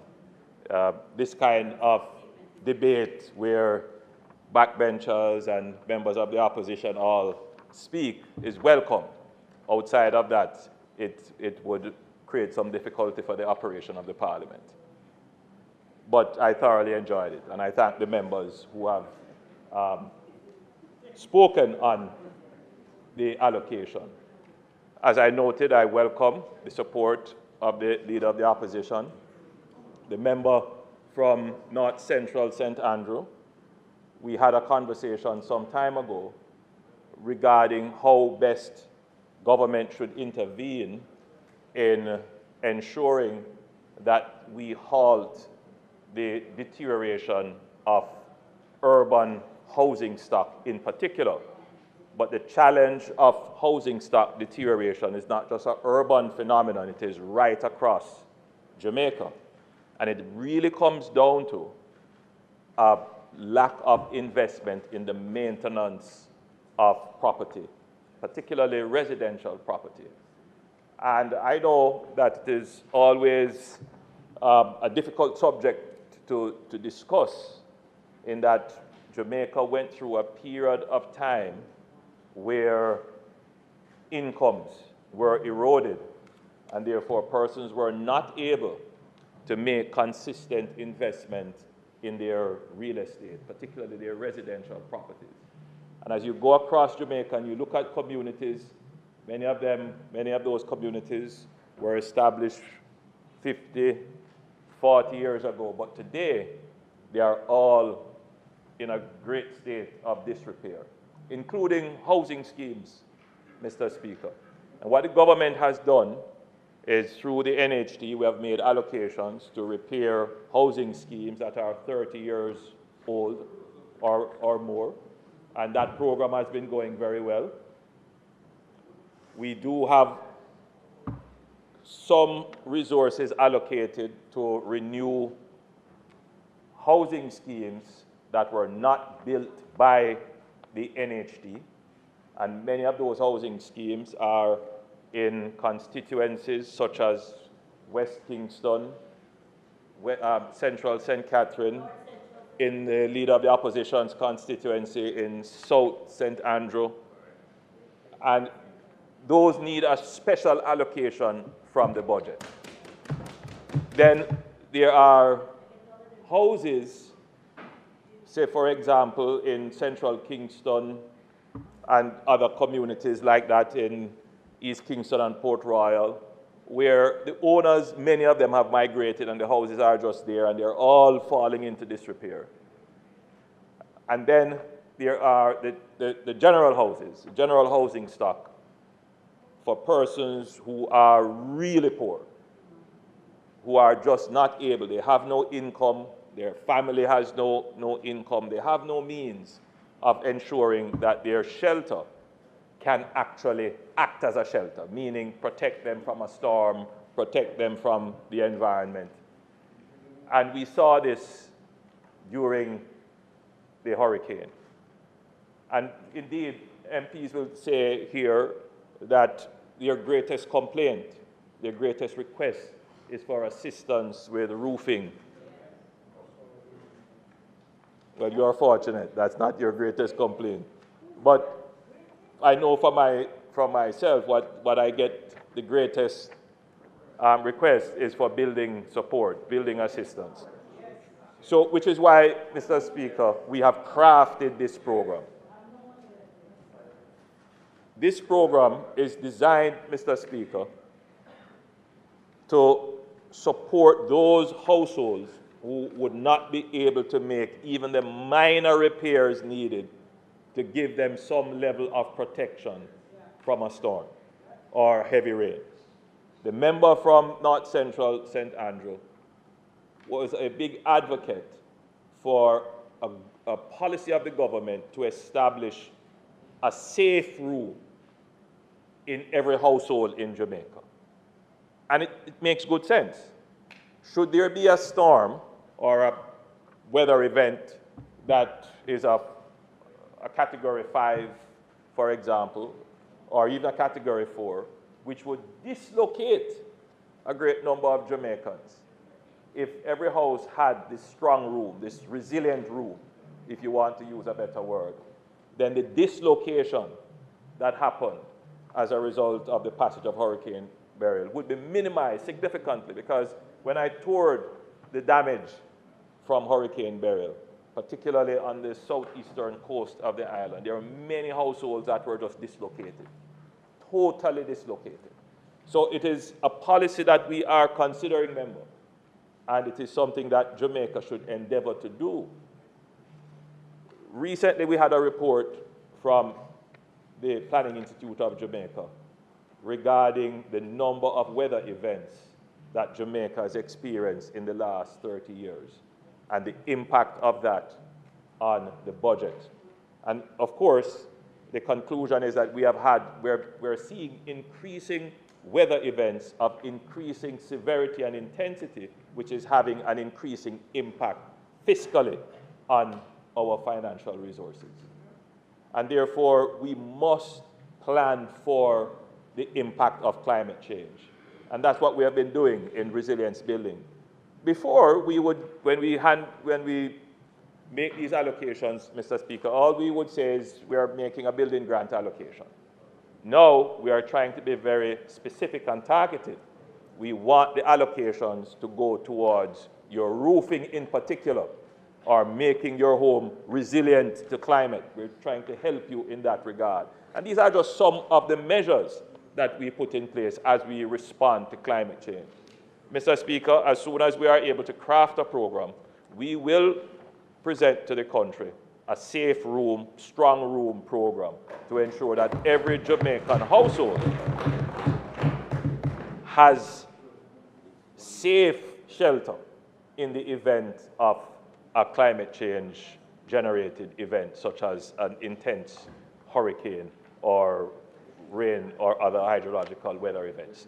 So, Mr. Speaker, my final response to the member from North Central St. Catherine regarding councillors. I'm sympathetic to the request. The challenge is that there are rules relating to how the budget is crafted. This is in the central government's budget in the Ministry of Economic Growth and Job Creation. This is a central government program. The Ministry of Local Government does not have that allocation. So I would gladly do so. And the minister came over to me as you were speaking, and we were discussing it to see if it is possible. So there would be 2 windows for the same program. Would that be duplication? Maybe. So, Mr. Speaker, the issue for us is, the sentiment is a good one, that we should include the councillors. We will discuss it. So the local government could also have an avenue for response. But what we will ensure is that there is an internal mechanism to ensure that you don't benefit twice from the same program through different windows. And that is what we have been doing, which is why we have said that if you have benefited from the Hurricane Beryl recovery program, you should not be a beneficiary under this program. Remember, Mr. Speaker, that most of the beneficiaries for the Hurricane Beryl program would have been on the south coast going north. Yes, we will ensure. What will happen? So what will happen, Mr. Speaker, is the members of Parliament will submit with their TRN, and then that will be cross-matched against what we have already done. So we will pick out. We will be able to tag who has already received a benefit and point out to you that the person who you have submitted. We could supply you with a list before. We could. So, Mr. Speaker, just to be clear, we have no objections to councillors having the same facility. It is another layer of government, and there are constituents who go to councillors directly. But we will put in place the necessary measures in the back end to ensure that there are no duplications. Thank you, Mr. Speaker. Prime Minister, you were very crisp and clear as to your presentation, and you have given your conclusion to the presentation, but the member from St. Catherine Eastern is still with a question, and so we will offer you the privilege to answer that question. Speaker, we are from the same alma mater, so I think you will give me that privilege too. But Prime Minister, I want to lend my voice to congratulating you for, and I'm certain you want me to thank the Prime Minister, so for this vision, because it is really a serious need out there now. But Prime Minister, I don't know if it can be done now or after. You see, the very poor that we talk about, the very needy, most times you give them the material, they do not have any transportation. And sometimes they don't even, you have to go back to the hardware and change even some of the names because they can't transport it. The last time I had to do some legwork in order that I could engage transportation for them to be able to transport to the various locations. There's another big problem is that it's not everybody want to do volunteerism. And therefore, Prime Minister, it's going to be a little bit of logistics. But I am going to say that it is important that we put aside a percentage to assist in terms of getting these repairs done if we really want something meaningful to be done for those who are most vulnerable. Thank you very much.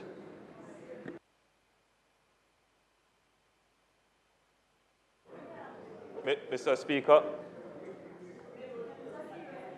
the issues raised here have my sympathy, and I too experience the same issues where persons go to the hardware and they are not able to pay for the transportation. They end up sometimes bartering some of the goods and all kinds of other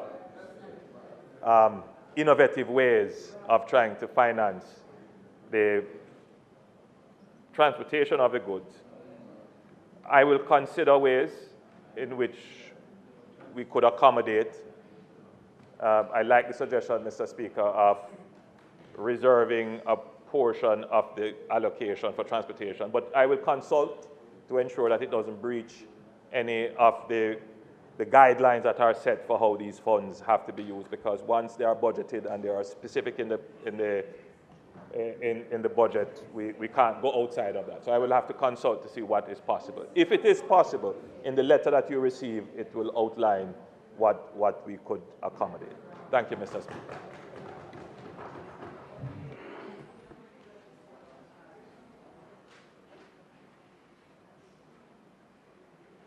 Member from Westmoreland Central. Thank you very much, Mr. Speaker. Mr. Prime Minister, I want to thank you also for this allocation.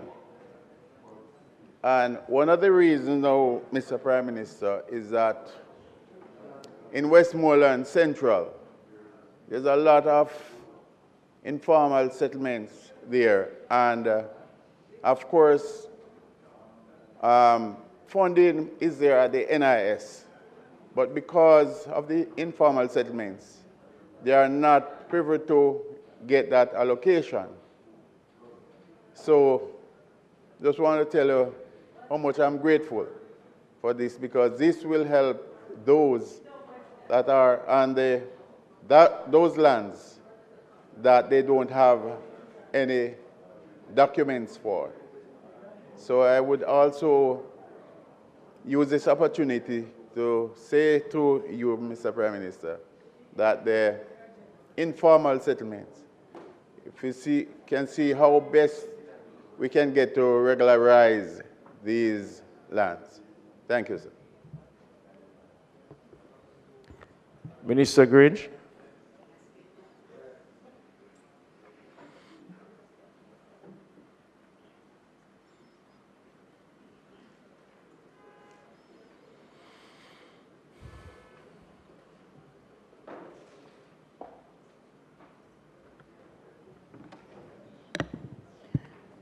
Thank you, Mr. Speaker. As we approach February, Reggae Month 2025, we want to honor the icons who built this timeless genre, amplify the voices shaping it today, and invest in the stars who will carry it into the future. It's more than a celebration, Mr. Speaker. Reggae is not just for entertainment or for fun. It's a lifestyle. It's a movement, as they would say, a movement of Jah people. The celebration of Reggae Month began when, as minister on behalf of the government of Jamaica and in consultation with players in the music industry, I wrote to the Governor General requesting his consideration in declaring February Reggae Month. As a result, the House will recall that Reggae Month was declared a national observation in 2008 by the Governor General. The decision to celebrate reggae in February coincides with the celebration of the birth of several of the genre's iconic figures, among them the King of Reggae, Bob Marley, on February 6, and reggae's Crown Prince, Dennis Emmanuel Brown, on February 1. This year, under the theme, Come Catch the Rhythm, we invite Jamaicans and the people of the world to embrace the reggae vibe. It's a spirit that resonates through the rhythm and the impactful lyrics of our talented artists. Our music has penetrated all corners of the world, and it is at the center of Brand Jamaica. So Reggae Month events are not just concentrated within the corporate area. My ministry recognizes that, as the saying goes, Kingston is not Jamaica, and has made continuous efforts to reach across the island. So this year, we continue to build on our partnership in the West, particularly in Negril, with events such as the Waves One Love Music and Jerk Fest scheduled for February 7 to 9. These events will provide both locals and tourists with the opportunity to enjoy live reggae music every day. We continue the tradition of showcasing reggae through a full state of events organized by the Reggae Month Secretariat, by the Jamaica Cultural Development Commission, the Institute of Jamaica, Jamaica Music Museum, other agencies of the Ministry of Culture. Additionally, we offer our support to numerous commemorative events produced by independent organizers, including the Jamaica Reggae Industry Association, JARIA, with whom we share a long-standing and mutually beneficial relationship. The schedule for Reggae Month 2025 is therefore both impressive and diverse. And I've asked that the schedule be handed out, and I think I saw them being passed around. And for those who wish, they can go to the Reggae Jamaica app for details on events and activities, because this schedule is subject to change as we update the calendar of activities. So we commence on Saturday, February 1 at 3:30 p.m. with a tribute to the Crown Prince of Reggae, Dennis Brown, at his resting place in National Heroes Park, celebrating his 68th birthday anniversary. On Sunday, February 2 at 10 a.m., the Reggae Month church service at Fellowship Tabernacle will offer prayer, praise, and thanksgiving. The Bob Marley Tribute Concert, scheduled for February 6 at Emancipation Park, will celebrate the 80th anniversary of the legendary icon's birth. An impressive list of performers will take the stage, with headliners being Skip Marley, grandson of Bob Marley, Sidella's son, and Bob Marley's son, Julian Marley. And the entire Marley family is expected to be there, including the matriarch, Rita Marley. There'll be other performers. It's going to be really a very impressive lineup. And what's also will add to this event is that we are having two bands, one traveling from Mexico and the other from Argentina, to participate in this tribute to Bob Marley. So as I said earlier, Negril will come alive with events, and one of the main highlights during Reggae Month will be the Island Music Conference, hosted by Grammy Award-winning artist Shaggy, and this is from February 20 to February 22nd.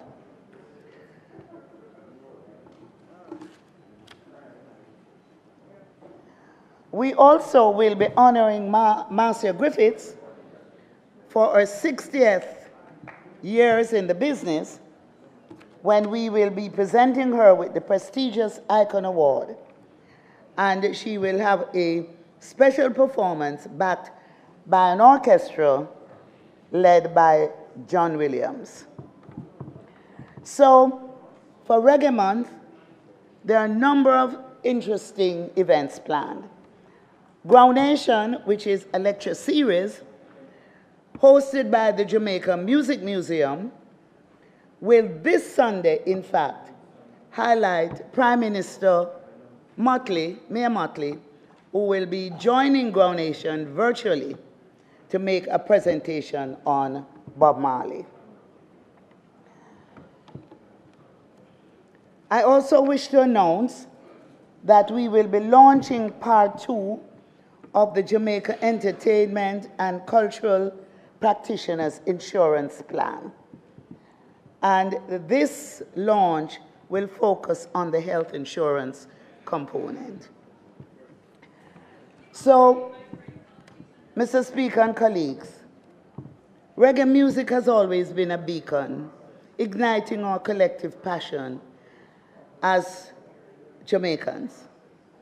Through its diverse expression, reggae inspires, relaxes, motivates, and unites people across the globe. Reggae music transcends language, culture, and other divides that might otherwise separate us. So I want to invite my colleagues here to participate in much of the events as they can, and to use this month with our music to unite us as we speak of one love, one heart. Let's get together and feel all right. Thank you, Mr. Speaker.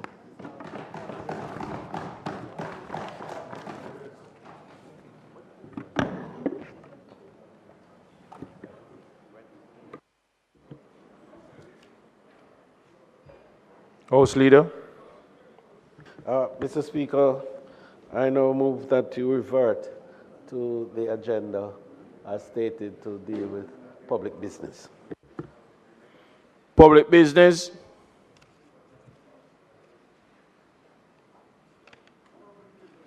Mr. Vaz.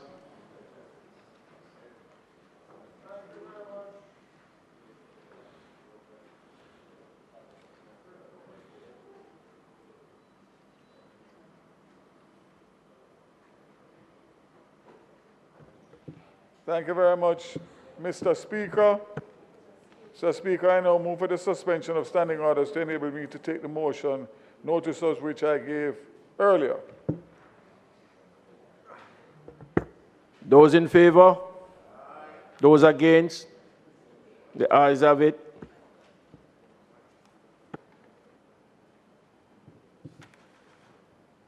Mr. Speaker, I rise to pilot the electricity wheeling regulations 2024 made pursuant to Section 55(1) of the Electricity Act 2015. In keeping with the key objectives of the Act, that is the promotion of energy efficiency and the use of renewable energy and other energy sources, wheeling is another program which aims at providing opportunities for fuel diversification, development and deployment of renewable energy sources. The additional category for self-generation of electricity aims to support an efficient and environmentally sustainable energy sector that is affordable and accessible, an important step in moving progressively towards the government of Jamaica's achieving 50% renewables by 2030 and enabling an environment in which a more positive account of our stewardship of the planet may be rendered. Madam Speaker, I now highlight key elements of the regulations. Regulation 1, citation. Regulation 1 establishes the Electricity Wheeling Regulations 2023, which shall be coming into operation on the day appointed by the Minister by notice published in the Gazette. Regulation 2, interpretation, seeks to introduce definitions for the key terms used throughout the bill. For example, electrical inspector, firm capacity meter, wheeler, and wheeling meter.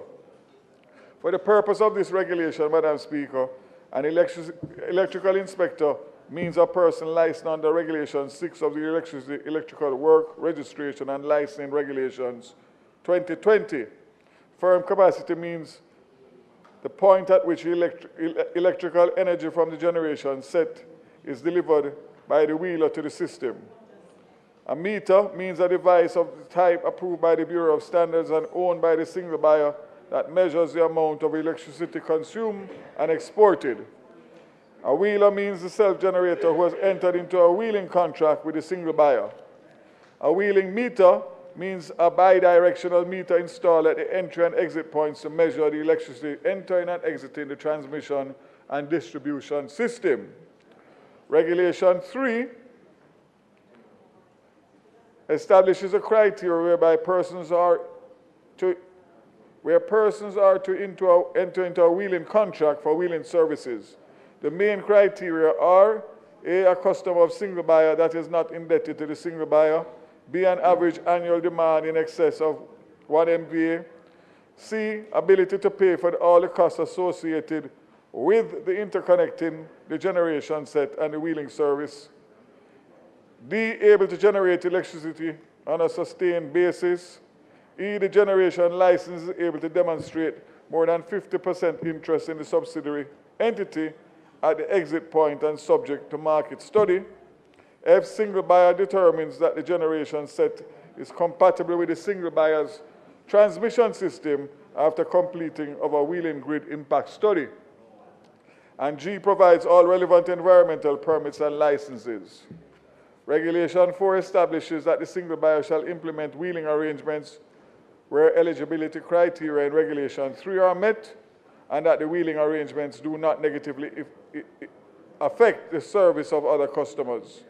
The single buyer must conduct inspections and inquiries regarding the proposed generation set within 30 working days of being notified by the minister that a license is granted. Regulation 5 specifies the application process for an application to be licensed for wheeling arrangement. A person may be licensed for wheeling by submitting to the minister the completed application form along with the requisite documents specified in Form 1 of the schedule and with the proof of payment in accordance with Form 2 of the schedule. The minister may request additional information or documentation he considers relevant. Regulation 6 provides that where a license is granted, the single buyer and the self-generator has 90 days of the date of a license granted to execute a wheeling contract approved by the office. The wheeling contract shall not exceed the period of the electricity license and shall be set out hereunder the following additional terms and conditions in relation to single buyer. A, to be paid at such rates for top-up, standby or excess energy sales determined by the office. B, to be paid the use of system charge together with such other rates approved by the office. C, compensated for costs associated with interconnecting the generation set to the system. A wheeler may only be granted one generation license for one activity and may not use one license to perform different activities related to self-generation of electricity. Regulation 7 addresses the duration of the license. The license issued by the minister shall be valid for 10 years.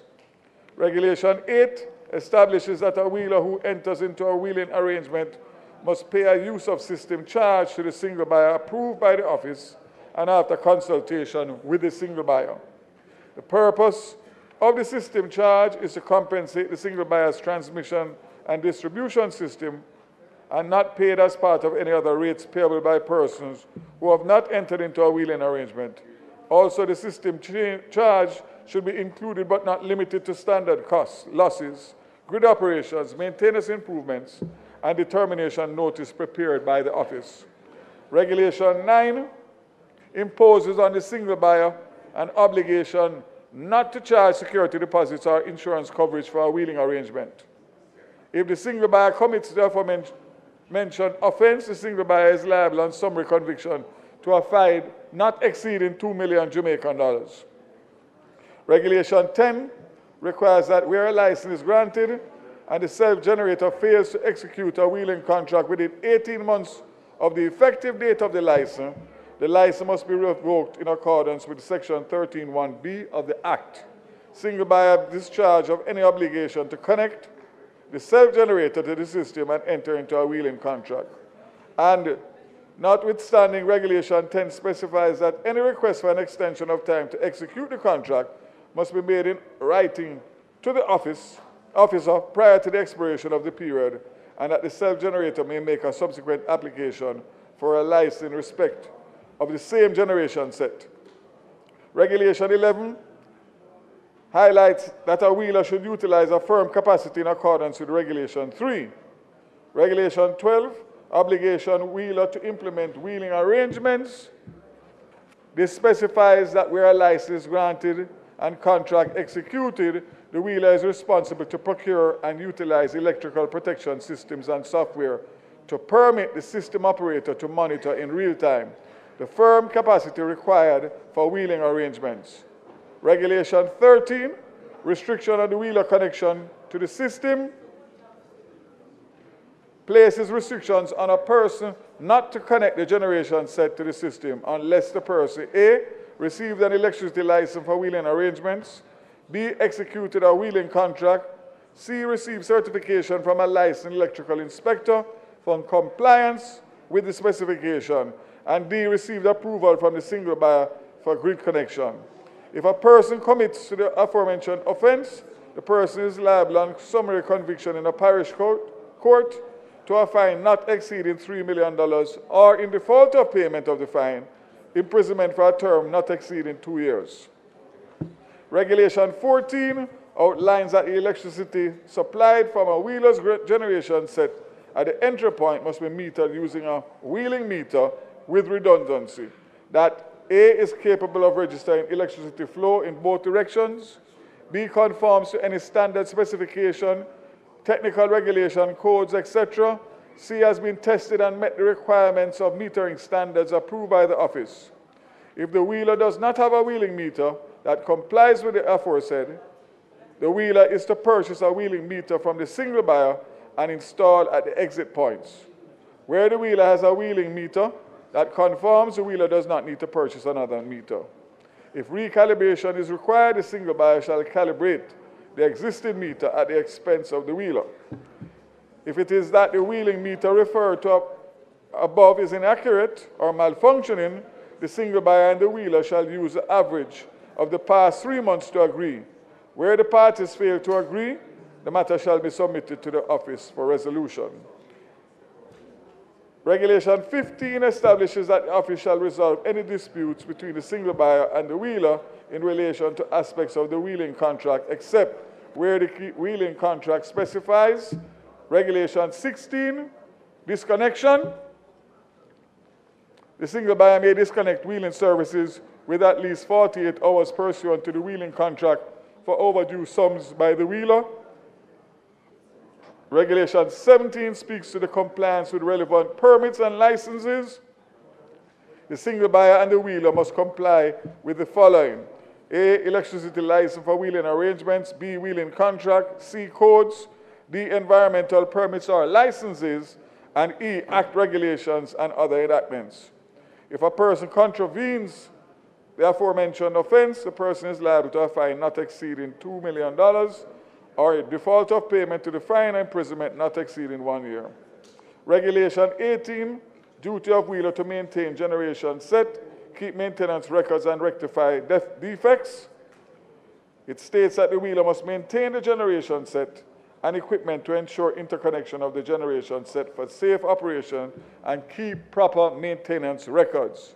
The regulation also states that a wheeler is responsible for the rectification of any defect in the generation set up to the entry point and must not modify the capacity of a generation set or tamper with the meter or wheeling meter. Regulation 19 places a duty on the single buyer for the safe operation and maintenance of the system and replacement of a meter at a cost to the wheeler if the defect is because of the wheeler's act or operation. Regulation 20 outlines the obligation of the wheeler or the owner or the person in charge of the premises or firm capacity technology, as the case may be, to provide persons named in the provision reasonable and safe access to the premises and generation set for the government electrical regulator of utilities. They mention persons entering the premises for specified purposes are required to provide to the wheeler owner or the person in charge of the premises reasonable notice of inspection or audit.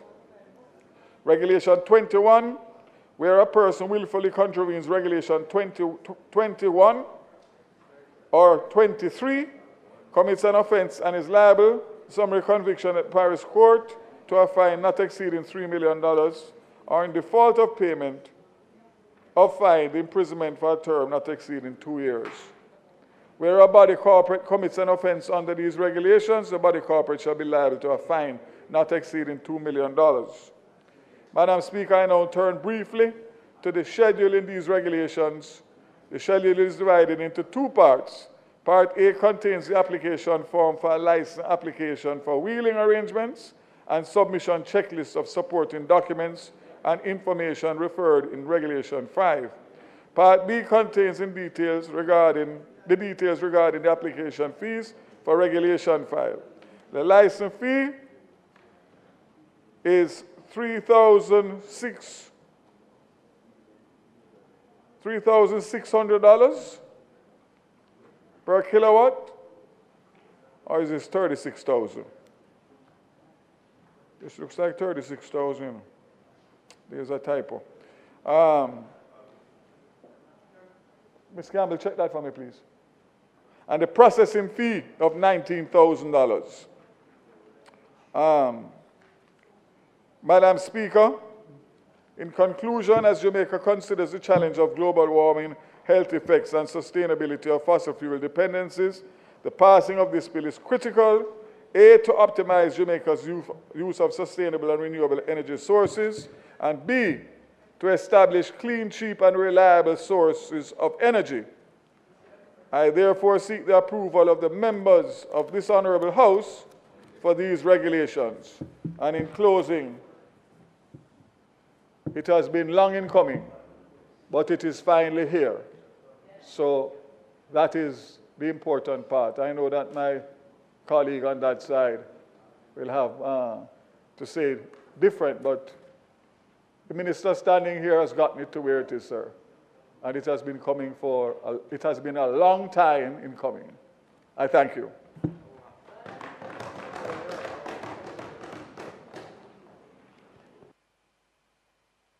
Mr. Speaker, the minister is trying to preempt my presentation at the end. But, Mr. Speaker, I welcome the tabling of these regulations and to offer full support. In 2012, when we tried to effect two major policy decisions, one to incorporate net billing as a feature of the electricity landscape, which enable persons to generate their own electricity and sell the additional excess capacity to the grid. We were able to effect that by way of a policy dictate. It was attempted in the same way with wheeling, and just in case people are not too clear, wheeling occurs where a company operating in different locations generates electricity and is facilitated to provide electricity to its other locations by way of this connectivity to the grid. But that has always been fraught with difficulty. The OUR wasn't too clear on how to proceed, and at the time there were complaints that they were not being facilitated sufficiently by the single buyer. So it was in 2015 that we decided to change that by way of the new Electricity Act that we were able to pass. So the minister is quite right at my disappointment that it has taken since 2015, 7 years, for us to achieve this milestone. Many businesses have been waiting on it, and one of the important points that we have to emphasize is that it enables now the government in its objective of achieving 50% renewables to use this as a mechanism to so do, because we envisage that companies will now be able to use, whether it's solar, wind, or otherwise, but certainly it's going to be mainly solar, to establish large-scale facilities to enable these companies to provide for their needs at different locations. So we welcome that. I have to also express disappointment, and the minister knows, because we had also drafted regulations in 2015 in relation to how we regulate the LNG sector, because it was never the intention for there to be one player in the LNG sector. The aim was to enable transparent regulations so that other persons could import to Jamaica liquefied natural gas, but that there was this infrastructure that is owned by New Fortress Energy that by law will have to be made available for other players under the essential facility doctrine. And we are disappointed that we haven't seen the full benefits of LNG because of the lack of competition. And so we are urging that those regulations be brought. The Minister is aware, because he chairs the committee, we have been reviewing the Electricity Act 2015. The aim was after 5 years for there to be a full review to put us in good stead for the time that is approaching when a new license will be issued to the JPSCO. The outstanding matter that the Minister is contemplating, and at the last meeting, I believe the committee is quite clear that in relation to special economic zones, we need to free up the people. The only way Jamaica is going to grow in this area to provide good quality jobs and growth in the economy is if these persons who are participating can generate electricity at a fraction of the 40 cents per kilowatt hour. And I'm happy that the committee is at one. And the Minister, I know, is to take the matter to Cabinet. And we urge that this be done with tremendous expedition. I totally support it, and I know my colleague here as well. So, Minister, probably you could say what is happening with the LNG regulations, but we support these regulations, and I will also urge for the Parliament to approve them. Thank you, Mr. Speaker. Minister. Thank you very much, colleague, for your contribution. And just to say that we are on one on the both issues.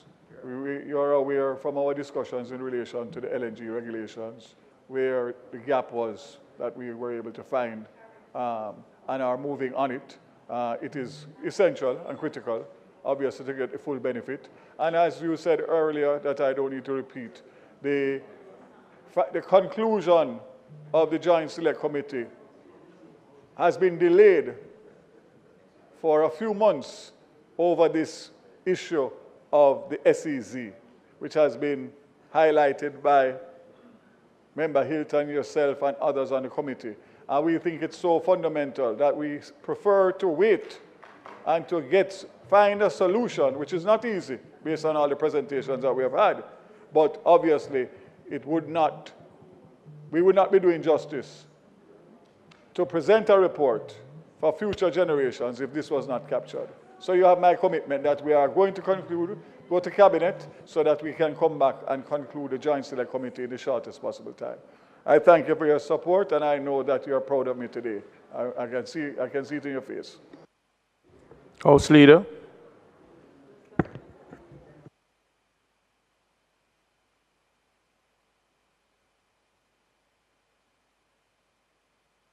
Minister. Minister.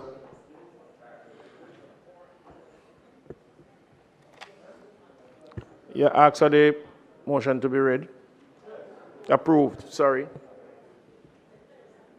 Yes. Mr. Speaker, I'm asking that the bill that I presented be approved by the House. The motion that you present, motion. the notice which Yes. to be approved. Thank you. You have to say it. Be approved. Thank you. The question is that the motion be approved. Those in favor? Those against? Ayes have it. Mr. Speaker, it is not intended to do any further business for the day. I therefore move that this Honorable House be adjourned until Tuesday, February 4 at 2 p.m. at the George William Gordon House. May it please you, Mr. Speaker. The question is that the House now be adjourned until Tuesday, the 4th of February, 2025 at 2 p.m. Those in favor? Those against? The ayes have it. This House now stands adjourned.